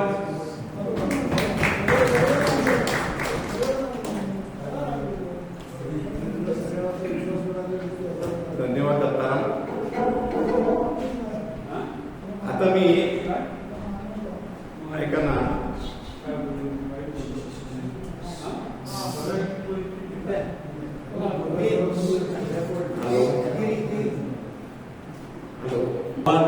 आणि बहिणीनो नमस्कार. मी फक्त 8वीला तिथे होतो, 8वीला. त्यामुळे तुमचे लहान लहान चेहरे ते त्यावेळी मला तेच आठवतात. हे आता मोठे झालेले चेहरे मला आठवत नाही, पण मी कधीतरी घरी असा शांत बसलं असलं ना तर हे मला सगळं चेहरे दिसायचं आणि त्यावेळी असं वाटायचं की कधी भेटतील मला. पण त्याचा योग या दोघांमुळे आलेला आहे. अगोदर धर्माजीने मला फोन केला की असं असं आहे आपल्याला भेटायचं आहे. नंतर सामाजिक डिटेलमध्ये सांगितलं तर मी इतका खुश झाला की मी येणार. आणि त्याने धर्माजीला सांगितलं मी की तू माझं तिकीट काढ, आपण जाऊ. आणि धर्माजी बरोबरच मी आता आलेलो आहे जामखंड्याला. तर गावी कोण राहत नसल्यामुळे ते राहण्याची सोय नाही इकडे, पण धर्माजी बरोबर आहे. विशेष म्हणजे सांगायचं काय, आमचं गणपती याच्यामध्ये असतो, या कोयड्याकडे गणपतीचं वर्ष आहे. म्हणजे गणपती तिथे कारखाना तिथे करायला घेतात गणपती. तर यावर्षी आम्ही तिथे बदल चेंज केला, कारण नेण्याचा प्रयोग असतो. पण ज्या ज्यावेळी मी गणपतीला इकडे यायचो त्यावेळी तिथून मी चालत इकडे यायचो आणि शाळेला नमस्कार करायचो. ही माझी एक आठवण आहे इकडची. तसं नेहमी असायचं. परत मुंबईची माझी UAB स्कूल ठाण्याला शाळा होती, तिथे पण असं जाऊन तिथे मी नमस्कार करणार. एवढंच सांगण्यासाठी की मला किती आत्मीयता होती, जेव्हा कधी भेटतो असं वाटत होतं मला. पण तो योग आला. धन्यवाद. म्हणजे भरून पावलं आपण म्हणतो ना तसं, शेवटच्या क्षणी निदान भरून पावलं एवढंच होतं. धन्यवाद दिलीप. आता मनोहर, अरे बोल.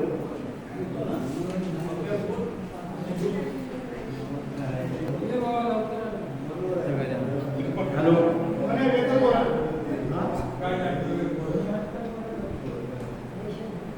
माझी नव्याने मला सांगायची गरज नाही.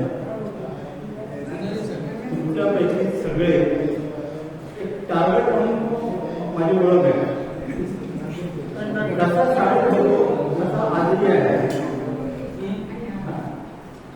पण नाव काय आहे या गोष्टीचे मला नवं वाटत असतं.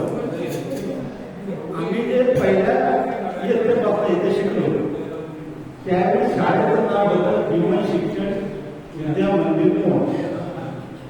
आता जीवन शिक्षण हे जीवनात उपयोगी शिक्षण म्हणून दिलं जायचं. त्यावेळी याच शाळेत सडा सारवणापासून त्यावेळी ह्या आता आम्ही त्या भाषा वगैरे काही नव्हत्या, तर सडा सारवणापासून पाणी आणून ते सारव हे करणे यापासून सगळे विद्यार्थीच करायचे. आणि त्याच्यात आमच्या या मुली हे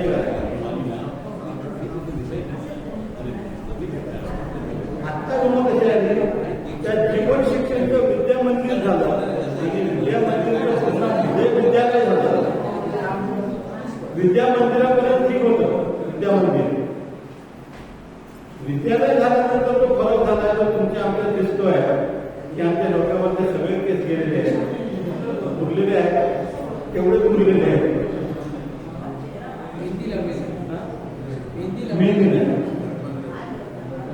तर बाकी सगळं आमच्या शाळेतलं आता तुम्ही सगळे एकत्र आला, एकत्र आणण्यापलीकडे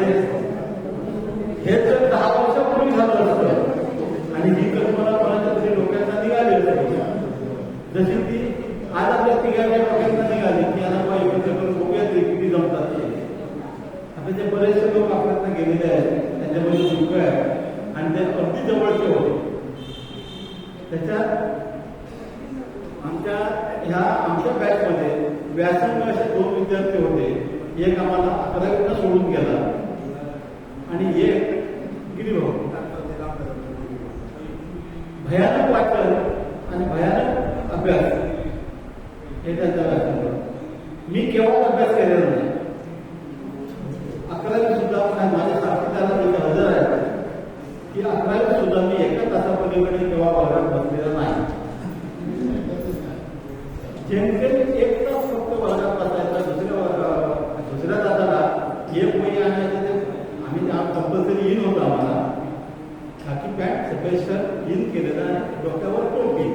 ती शिवाय जर नाकासमोर बसली तर राणे मास्तर तिकडनं बघत बसायचे आणि ते आम्हाला विचारायचे काय रे पुरा जगा जेव्हा डोक्या वाकडा केला म्हणजे डोक्या पुन्हा सरळ जायचे. त्यावेळी परिस्थिती नव्हती म्हणजे इथे बसण्यासाठी. आता इथं आम्ही उभे आहोत. हात आमचा अकरायचा होतो त्यावेळी. आणि त्यावेळी मी किंवा थांबायचा नाही. एखादी वही नेली तर ते आणून देणारे आमचे गेले कोयले होते हरी कोयले. ते ती वही घेऊन घरी यायचे. मग जाताना पलीकडे जाताना घरी घेऊन जायचे कारण मी वहीशिवाय घरी जायचे. आज ते दिवस नाही आहेत. आज चांगले दिवस आहेत. त्यावेळी आमचे शिक्षण घेण्याची जर परिस्थिती नव्हती तरी सुद्धा या शाळेत एक विद्यार्थी होती. मी आज सांगतोय की 11वीची पुस्तकं मी घेतलेली नाही. वयाही घेतलेल्या नाही आणि तरी सुद्धा या शाळेत मी पहिला. आणि ही सगळी वया आणि पुस्तकं पुरवणारी आमची तिलोत्तमा चौगुले होते. आज ती इथं नाही आहे पण ती सगळी पुस्तकं तिच्या सगळ्या वया घेऊन मी अभ्यास केला. तर आमची परिस्थिती त्यावेळी नव्हती. काळ थांबत नाही. काळ बदलतो. काळ गेला तो काळ. आता ते म्हणजे जुना आठवतं आपण काय केलं. 7वी 8वी आम्ही होतो त्यावेळी त्यामध्ये सांगायची गोष्ट होती की आम्हाला शाळेत यायला सुद्धा कपडे नव्हते. ते सगळं दिवस गेले. आता हे दिवस आमच्या याच्यामध्ये नाही. मी नोकरी केली एसटीत आणि एसटीत माझं एक ठरलेलं होतं माझ्या गाडीतनं रोज 4 तरी प्रवासी फुकट फिरले पाहिजे. ही सत्य परिस्थिती आहे. मी अक्षरशः माझ्या ड्युटीवर चढ होती. माझी अपेक्षा असायची आज 4 फुकट फिरवायचं. 4 फुकट फिरवायचं म्हणजे त्यांच्याकडनं पैसे घेऊन त्यांना फुकट फिरवायचं नाही. तिकीट द्यायचं. त्यांच्याकडनं पैसे घ्यायचे नाही. त्यांना तिकीटही द्यायचं नाही. असेच चालतं. इथनं नोंद पासता मी मुंबईपर्यंतच्या लोकांना या लोकांना MSCBच्या लोकांना सुद्धा मी फुकट नेलेले आहे. काय होईल ते माझं नको म्हणजे कर्मचारी परिवाराने माझं काही झालेलं नाही. आणि आता मला झालं गिरीभाऊच्या पैशांचं आयुष्यात एकही पैसा कोणाकडे ठेवलेला नाही. त्याचं फळ म्हणजे असं की आज मी ज्या परिस्थितीत मुलांना शिकवलं ना हे त्याच्यात माझं रिटर्न आहे. बाकी काय सगळेजण आता आलो उद्या भेटू होत नाही. धन्यवाद.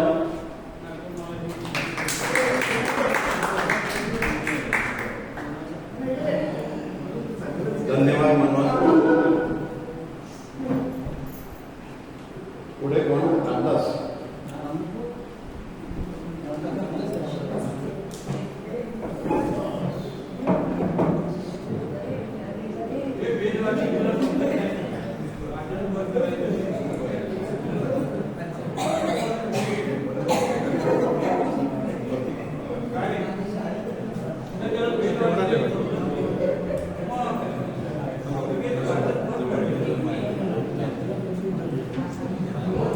हॅलो, नमस्कार वर्गमित्रांनो. मी रामदास पांडुरंग मोहनकर. 1ली पासून ते 8वी पर्यंत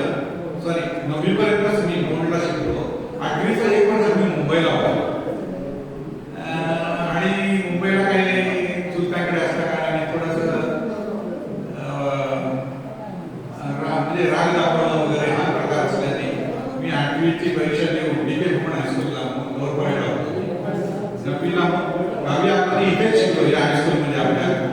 9वीची एक्झाम दिल्यानंतर मी कार्यक्रमाला 10वी आणि 11वी 1972 मार्चला एक्झाम झाल्यानंतर मी मुंबईला निघालो. मुंबईला काढली 17 वर्ष नेमके पूर्ण झाले होते तेव्हा. आणि मुंबईला मी माझी आत्या राहते लोअर तिच्याकडे राहिलो. आणि महर्षी दयानंद कॉलेज परेडला आहे, तिथून जवळ होते. तिथे मी आर्ट्सला ऍडमिशन घेतलं. विजय पाटकर वगैरे हे आपले सिनेमातले सध्याचे मराठी कलाकार वगैरे ते त्या कॉलेजचे आता माझ्या आधीची बॅच होती त्यांच्या. तिथून मी BA केल्यानंतर युनियन बँक ऑफ इंडियामध्ये मी जॉईन झालो. युनियन बँक रे रोडला दारुखाना ब्रँच म्हणून तिथे मी 1 वर्ष आणि 8 महिने काम केलं. आणि युनियन बँक सोडून मी कॅनरा बँकेत जॉईन केलं 1976. कारण कॅनरा बँक जॉईन करायचं कारण एक असते की इतर नॅशनल बँकापेक्षा कॅनरा बँकेमध्ये बोनस जास्त. आणि तिथे मी साधारण 39 वर्ष नोकरी केली. आणि ती पकडून असे 40+ माझी सर्व्हिस झाली. 1984 मध्ये माझं ध्येय असं होतं की मला जी मुलगी शोधणार माझ्यासाठी ती नोकरी करणारी शोधणार. आणि त्याप्रमाणे मला 2-3 मुली आल्या. 85 मध्ये मी आता माझी मिसेस येऊन गेली इथे लग्न केलं. 84ला मी डोंबिवलीला माझं घर घेतलं आणि 85ला लग्न केलं. माझी मिसेस EPFO एम्प्लॉई प्रोव्हिडंट फंडमध्ये जॉब करत होती. ती अप टू असिस्टंट कमिशनर पर्यंत जाऊन ती रिटायर्ड झाली 2021ला. आणि मी रिटायर्ड झालो 2015. त्यावेळी आम्ही डोंबिवलीत राहत होतो. डोंबिवलीतून मला 2 मुली आहेत. मोठी मुलगी आणि दोन्ही मुलींनी इंजिनिअरिंग केलं. मोठी मुलगी आमची इंजिनिअरिंग केल्यानंतर CDECचा सॉफ्टवेअरचा एक कोर्स आहे तो केला. आणि त्यानंतर तिने पुण्यातून MBA केलं. आणि पुण्यातच तिने मुलगा शोधला आणि तिचं लग्न आम्ही लावून दिलं. आता तिला एक लहान मुलगी आहे. 2 नंबरची मुलगी माझी तिने सरदार पटेलमधून इंजिनिअरिंग केलं आणि कॅम्पसमधून तिला जॉब मिळाला. तो पण पुण्याला एमडॉक्स कंपनी होती. 2-2.5 वर्ष नोकरी केल्यानंतर तिला असं वाटलं की मला मास्टर करायचं आहे. म्हणून तिने जॉब क्लिअर केला आणि ती आयर्लंडला मास्टर्स करावी लागली. तिथे तिने मास्टरचा कोर्स केला. तर ते पूर्ण झाल्यानंतर तिला 6 महिने जॉब नव्हता. तिकडे छोट्या मोठ्या नोकऱ्या करून तिने ते निभावलंच नाही. आम्ही पण पैसे पाठवत होतो तिला. आणि त्यानंतर तिला जॉब मिळाला. आता ती आयर्लंडला जॉब करते. आणि आमचं सर्व आता शाळेचे विसरत आहे. शाळेने आपल्याला खूप दिलंय. ज्यावेळी मला यांनी मंगेशने आणि श्यामने कॉन्टॅक्ट केलं त्यावेळी मला खूप म्हणजे आवड त्यांचे जो विचार करतो खूप आवडला की एवढ्या वर्षानंतर आपण एकत्र भेटतोय एकमेकांना. आता तर कोणाला ओळखत नसते आणि सुद्धा ओळखत नव्हते. आणि त्याप्रमाणे आम्ही प्रयत्न केले. यासाठी श्याम सुंदर आणि मंगेशने पर्टिक्युलरली श्याम सुंदरनी जेवढे अवॉर्ड्स घेतलेले आहेत तेवढे कोणीच घेऊ शकत. आणि मी त्यांच्याबरोबर होतो. आणि हा जो कार्यक्रम तुम्ही सर्वांनी उपस्थित राहून जो याला शोभा आणली या कार्यक्रमासाठी त्याबद्दल सर्वांचे धन्यवाद. आता आभार प्रदर्शन व्हायचं आहे. आपण खूप वर्षांनी एकत्र भेटलो. एकमेकांची चौकशी केली, विचारपूस केली आणि खूप बरं वाटलं सर्वांना. डॉक्टर साहेब सुद्धा आपल्या प्रोग्रामला उपस्थित राहिल्याबद्दल धन्यवाद. ओके, एवढंच सांगून मी माझे 2 शब्द धन्यवाद.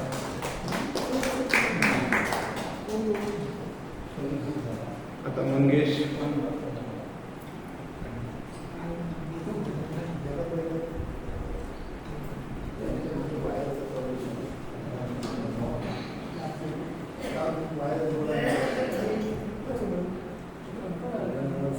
स्टेजवर बोलायची सवय आणि मी हनुमानीच बोलणारा कोणाला आवडलं तर सांगायचं आज कोण आपटे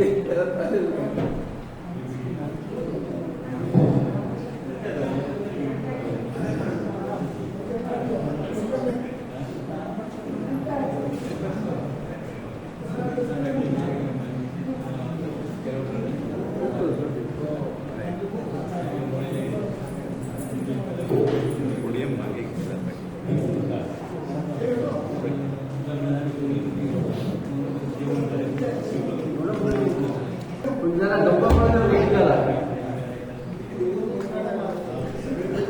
कोणाचाही लक्ष नाही आहे काय करू त्याचं कारण काय माहिती आहे हा बोलला की कार्यक्रमाला शोभा आणली नाही शोभा आणि स्वतःहून आली आहे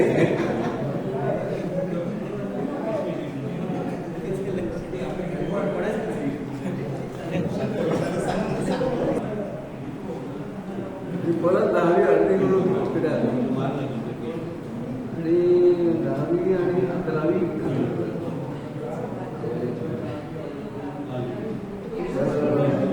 मला वाटतं 11वी मध्ये 4 वेळा परीक्षेला बसलेला मी एकटाच बसलो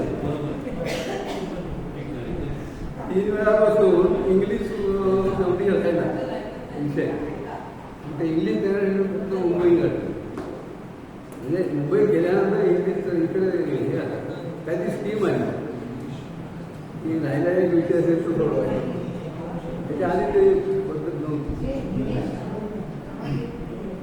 मग मुंबईला एक त्याच्या आधी सेकंड मालवण तिसरा कोल्हापूरला अशा 3 वेळा पैकी दिले मागच्या लोकांना ऐकायला येत नाही म्हणजे माहीत झालं पण बडबड झालं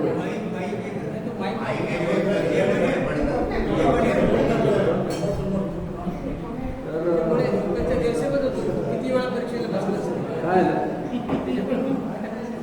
लोकांचा गैरसमज आहे किती वेळा परीक्षेला बसला ऐकलं नाही का 3 वेळा बसला ऐकलं नाही परत सांग पण मी म्हणतो एखादं मी एकटाच असेल 4 वेळा परीक्षा दिल्या पहिले आपल्या सगळ्यांच्या सोबत देवगड त्याच्यानंतर ते फेल गेलो थोडं कारण होतं झालं वडिलांची तब्येत खराब असायच्यावर मी माझा अभ्यास घेतला नाही आणि मालवणला गेल्यानंतर ऑक्टोबरला फेल झालं 3ऱ्या वेळा जाऊन घेतला कोल्हापूर सेंटर घेतला तिकडेही झाला थोडाफार अभ्यास झाला नाही दुसरी काही काम निघालं आणि शेवटी मुंबईला पाहिला म्हणजे माझा भाऊ मुंबईला सर्व्हिसला गेलेला झाला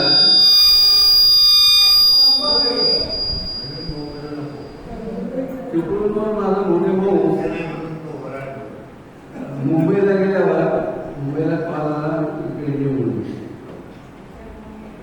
तत्पूर्वी आमची चक्की होती चक्कीवर 2 वर्ष मेहनत केली आणि मुंबईत जाऊ भाऊ इंजिनियर होता त्यामुळे इंजिनिअरिंग लाईन मला फक्त चालू करून दिली इंग्लिश इंजिनिअरिंग जाऊन पुढे जाऊ शकत नव्हतं एवढा अभ्यास स्ट्रॉंग नव्हता माहिती झाला 3 वेळा बसलो पण इंग्लिश विषय सोडवला नव्हते असं करून मी सिव्हिल कॉन्ट्रॅक्टर झालो भावाच्या सपोर्टने आणि 35 वर्ष प्रामाणिकपणाने काम केली कोणाला पैसे न देता काय असेल ते प्रामाणिक आणि महत्वाची डिपार्टमेंटमध्ये BA आली तिथे कोणी बोलू शकत नाही BA नंतर भारत पेट्रोल माझ्या 2 ठिकाणी कामं केली 35 वर्ष कामं केली त्याच्यानंतर मग आपल्या जात्यामध्ये कॉम्पिटिशन झालं पाहिजे मग म्हटलं घर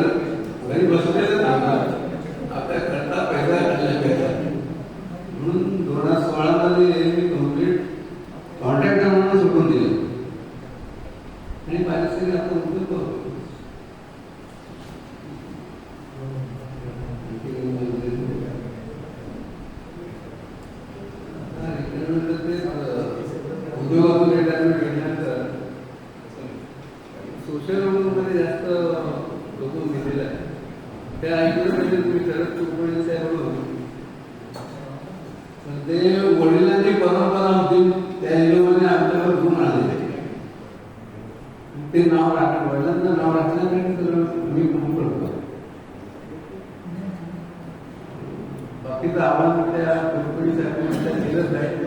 त्यामुळे परत मी तो त्यांना की काही शक्य असेल तसं मंडळाला किंवा शाळेच्या नोकरीला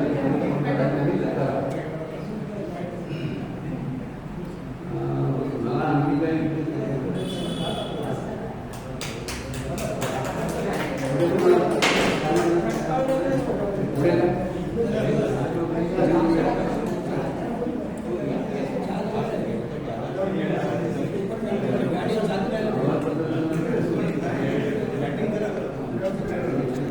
अगदी गरिबीच होती. खरं म्हणजे 8वी ते 11वी आम्ही तर नादारीमध्ये शिकलो. 5 रुपये आपली शैक्षणिक फी होती. 5 रुपयासाठी सुद्धा आम्ही नादारीचे फॉर्म भरायचे आणि नादारीमध्ये 8वी ते 11वी शिकलो. पायात चप्पल नसायची, कधी असायची. कारण मी 9वी पास झालो तेव्हा माझे वडील गेले. मी 72ला जेव्हा SSC झालो आणि मुंबईला गेलो, सोमय्यामध्ये मी FY केलं. SY ला असताना परिस्थितीमुळे मला त्यावेळी आपण जे एम्प्लॉयमेंट एक्सचेंजला जे नोंदणी करायची त्याप्रमाणे मला कॉल आला आणि मी निर्णय घेतला की नाही, आता शिक्षण करण्यापेक्षा कुटुंबाला हातभार लावणं खूप गरजेचं आहे. आणि मी कॉलेज सोडलं आणि सरळ नोकरी पत्करली. तिथे मी 26 वर्ष सर्व्हिस केली. पण 13 वर्षाची सर्व्हिस झाली तेव्हा मला एक गव्हर्नमेंटने अवॉर्ड दिला होता, महाराष्ट्र गव्हर्नमेंटने, की कारण माझी ऑफिसर ग्रेड तर नव्हतीच आणि ती मिळणारही नव्हती. कारण राजकारण खूप होतं. म्हणजे प्रायव्हेट कंपनीमध्ये सुद्धा राजकारण खूप असायचं. एकमेकांच्या टाका कशा खेचायच्या, बरोबर गोड बोलून कसा कोणाचा काटा काढायचा. तर त्याप्रमाणे 13 वर्षाची सर्व्हिस झाली 1988 ला माझी. कारण 75ला मी जॉब पकडला होता आणि महाराष्ट्र गव्हर्नमेंटचा कला क्रीडा म्हणजे आपली नोकरी धंदा सांभाळून म्हणजे कला क्रीडा शैक्षणिक आणि सांस्कृतिक कार्यामध्ये ज्यांचं काम चांगलं आहे त्यांना त्यांच्या प्रशासनाने म्हणजे ऑर्गनायझेशनने रिकमेंडेड करायचं गव्हर्नमेंटला. तर असं मला त्या कंपनीने रिकमेंडेड केलं आणि मला त्यावेळेचे गव्हर्नर ब्रह्मानंदजी रेड्डी यांच्याकडून पुरस्कार मिळाला होता, गुणवत्ता कामगार कल्याण पुरस्कार. आणि तो माझा फोटो पेपरला बघून माझा डेव्हलपमेंट ऑफिसर 1988 लाच मला त्याने येऊन भेटले आणि म्हणाले की तुम्ही LICची एजन्सी घ्या. कारण त्यांना अशी थोडी चमकलेली माणसं पाहिजे असतात समाजामध्ये जायला, मार्केटिंग करायला. आणि त्यावेळी माझी जी सर्व्हिस होती ती जनरल शिफ्ट असायची 8 ते 4:30. 4:30 नंतर काय घरी यायचं आणि पेपर वाचत बसायचं. पण त्यानंतर मी एकतर आपण अबोल आणि बायकांशी बोलायचं तर कधी संबंधच आला नाही जास्त, घरातल्या बायका सोडून. काय बोलायचं लोकांना. बरं, लोकांचे LIC मध्ये प्रीमियम्स भरावे लागतात हे सगळं कानावर होतं. मी दुर्लक्ष केला. जवळजवळ 10 वर्ष त्यांना टोलवलं. नंतर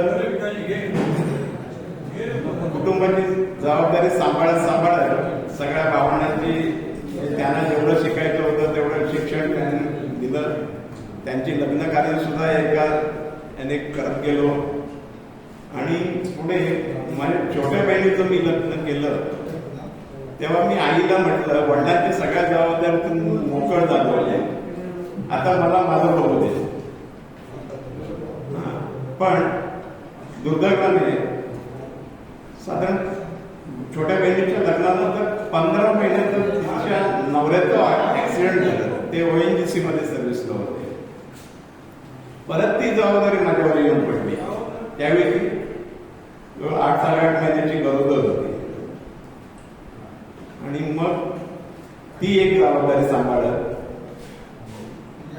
मग तिच्या नवऱ्याचा जो मी क्लेम सेटल केला तेव्हा मला कळलं की नाही, हे चांगलं काम आहे, कोणाचं तरी अश्रू पुसण्याचं काम आहे.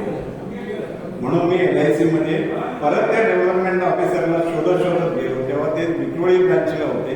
विक्रोळीवरून त्यांनी ट्रान्सफर घेतली भांडूपला. भांडूपवरून ते घाटकोपरला गेले. पण मी तेवढा पाठपुरावा केला, घाटकोपरला जाऊन त्यांना भेटलो आणि म्हटलं मला एजन्सी घ्यायची आहे. आणि 1998 साली मी एजन्सी घेतली LICची. तेव्हापासून LIC मध्ये आहे. आता वयाप्रमाणे मी काम कमी केलं, पण आता काय आपण सर्व्हिस देऊ शकत नाही. पण त्या बरोबरीने 2009ला जेव्हा स्टार हेल्थ म्हणून एक कंपनी आली, प्रायव्हेट कंपनी आहे, पण त्याचं एकच प्रॉडक्ट आहे मेडिक्लेम. आणि तिथे मी LICच्या भाषेत डेव्हलपमेंट ऑफिसर, तिथे म्हणतात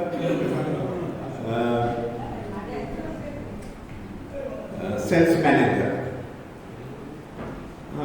आजही तिथे मी सेल्स मॅनेजर म्हणून कार्यरत आहे. त्यामुळे मी सकाळी जातो 11ला, संध्याकाळी 6 पर्यंत ऑफिसमध्ये बसतो.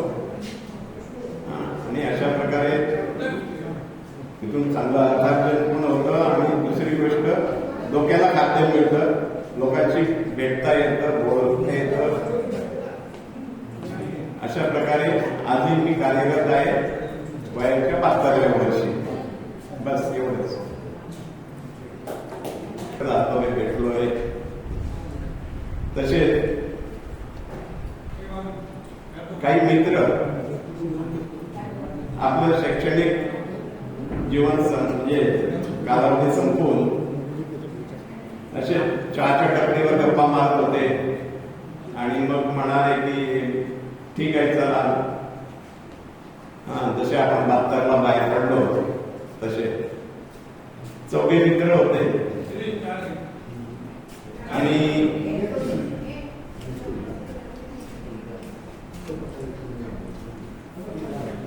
ते चहा पिऊन आपापल्या घरी गेले. पण जाण्यापूर्वी त्यांनी असा एक ठाम निश्चय केला, बरोबर 40 वर्षांनी, आजपासून 40 वर्षांनी, मी तेव्हा त्यांचं वय 17-18 वर्षाचं असेल, 40 वर्षांनी आपण परत इथेच भेटायचं.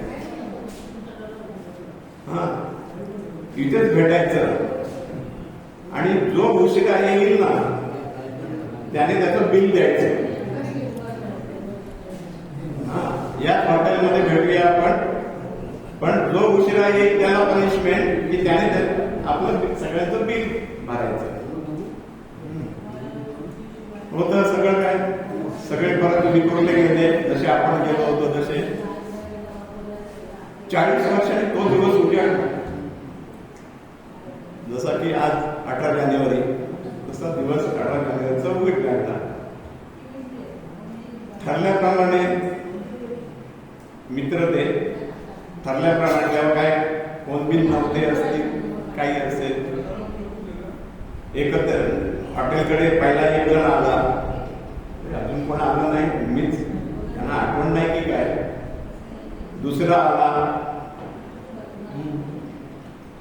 परत बराच वेळ गेला, तिसरा आला. ते 4थ्याची वाट बघत बसले. किती वाट बघणार किती. शेवटी ते गेले हॉटेलमध्ये बसले. हॉटेल म्हणतात की आता हॉटेल पण खूप चांगलं झालंय.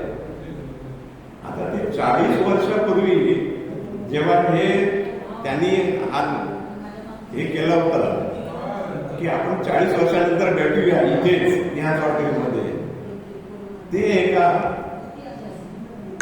त्या वेटरने ऐकलं होतं. आणि 40 वर्षांनी तो वेटर त्या हॉटेलचा मालक झाला होता. पण त्याने काही दाखवलं नाही. हे मित्र गेले तिघे आतमध्ये बसले, ऑर्डर केली. तो मालक होता, तो अगदी अगदी पुढे आला आणि म्हणाला, सांगा साहेब, मी बुक दिलं पुढे आणि काय काय पाहिजे. तर त्यांनी ऑर्डर केली तिघांनी आणि जेवले. ते म्हणते आता हॉटेल बिटेल चांगलं झालं. तर ते म्हणतात हा, आणि हॉटेलचा मालक पण मीच झालो. तेव्हा चांगली सुधारणा केली तुम्ही. तर जेवण वगैरे बाहेर आले आणि म्हणजे काउंटरकडे. तर तो हॉटेलचा जो मालक होता, वेटर पहिला, तो त्याला म्हणतोय, साहेब तुमचं बिल पेड झालंय. ते एकमेकांच्या तोंडाकडे बघतात. तेव्हा काही जीपे वगैरे फोन पे नव्हतं ना, तर बिल कसं पेड झालं. तर समोरून पार्किंग असतं ना, पार्किंग मध्ये एक गाडी थांबताना दिसली त्यांना. गाडीमध्ये एक सफेद गाडी, गव्हर्नमेंटचा टॅग असलेली, आणि त्यातून एक तरुण उतरला, पुढे आला. त्या तिघांनी त्याने नमस्कार केला वाकून आणि म्हणतो, मी तुमच्या मित्राचा मुलगा,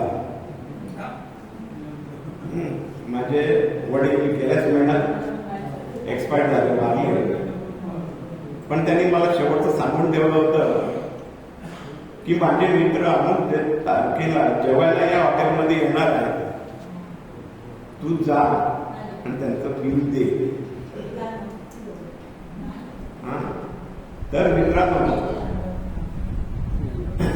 ही अशी गोष्ट आहे की तो म्हणाला की माझे वडील, तुम्ही शाळा सोडल्यानंतर शिक्षक झाले आणि मला कलेक्टर बनवण्यापर्यंत त्यांनी मला शैक्षणिक याच्यामध्ये हातभार लावला.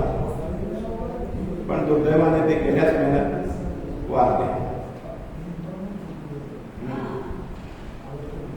तर अशी गोष्ट आहे. आपण 72 नंतर विखुरले गेलो. कोण कुठे आहे, काय आहे, कसं आहे, काय प्रगती केली, काय अधोगती केली, कोणाला काय थांगपत्ता नाहीये. आता आपण लिस्ट पाठवली, पण असं भेटणं योग्य आहे का?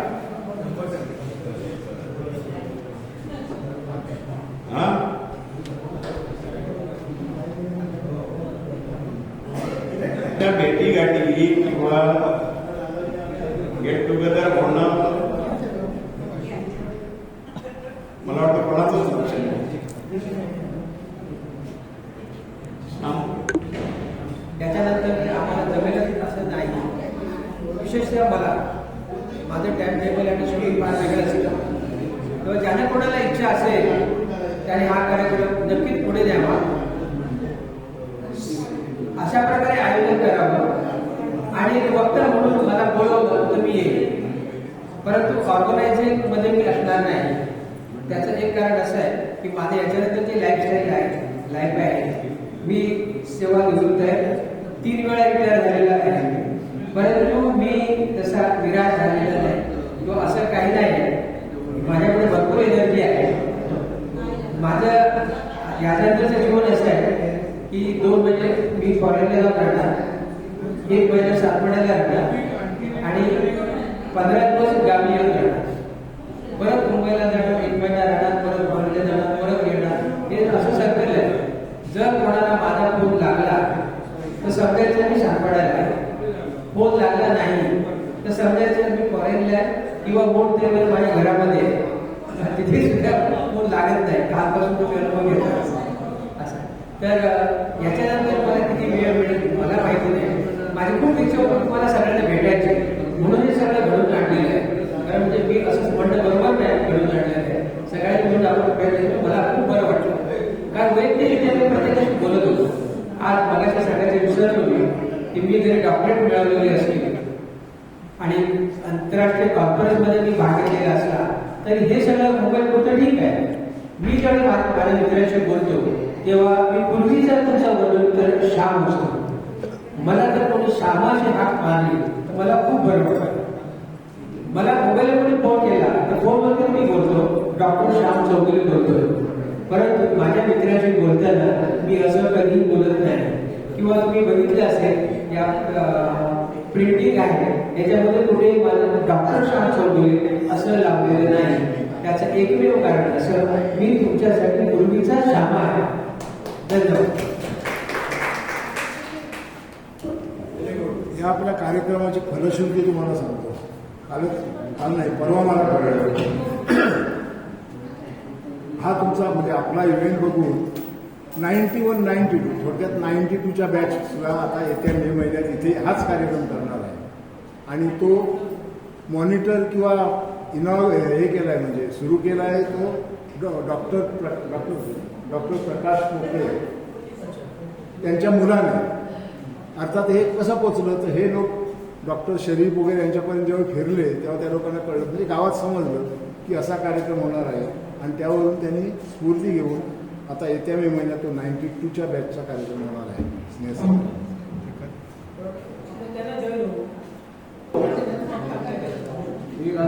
आम्हाला प्रत्येक जोडून आपल्याला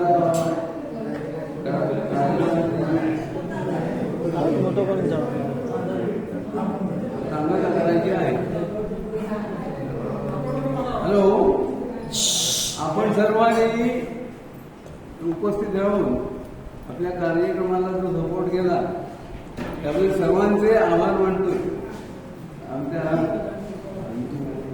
मित्रमंडळातर्फे सर्व आपण मित्रमंडळ आहोत, तर सर्वांचे आभार. आणि कार्यक्रम समर्पित आपण राष्ट्रगीत आपण म्हणून समाप्ती करूया आणि एक फोटो सेशन होईल. सर्वांचा फोटो घ्यायचा आहे.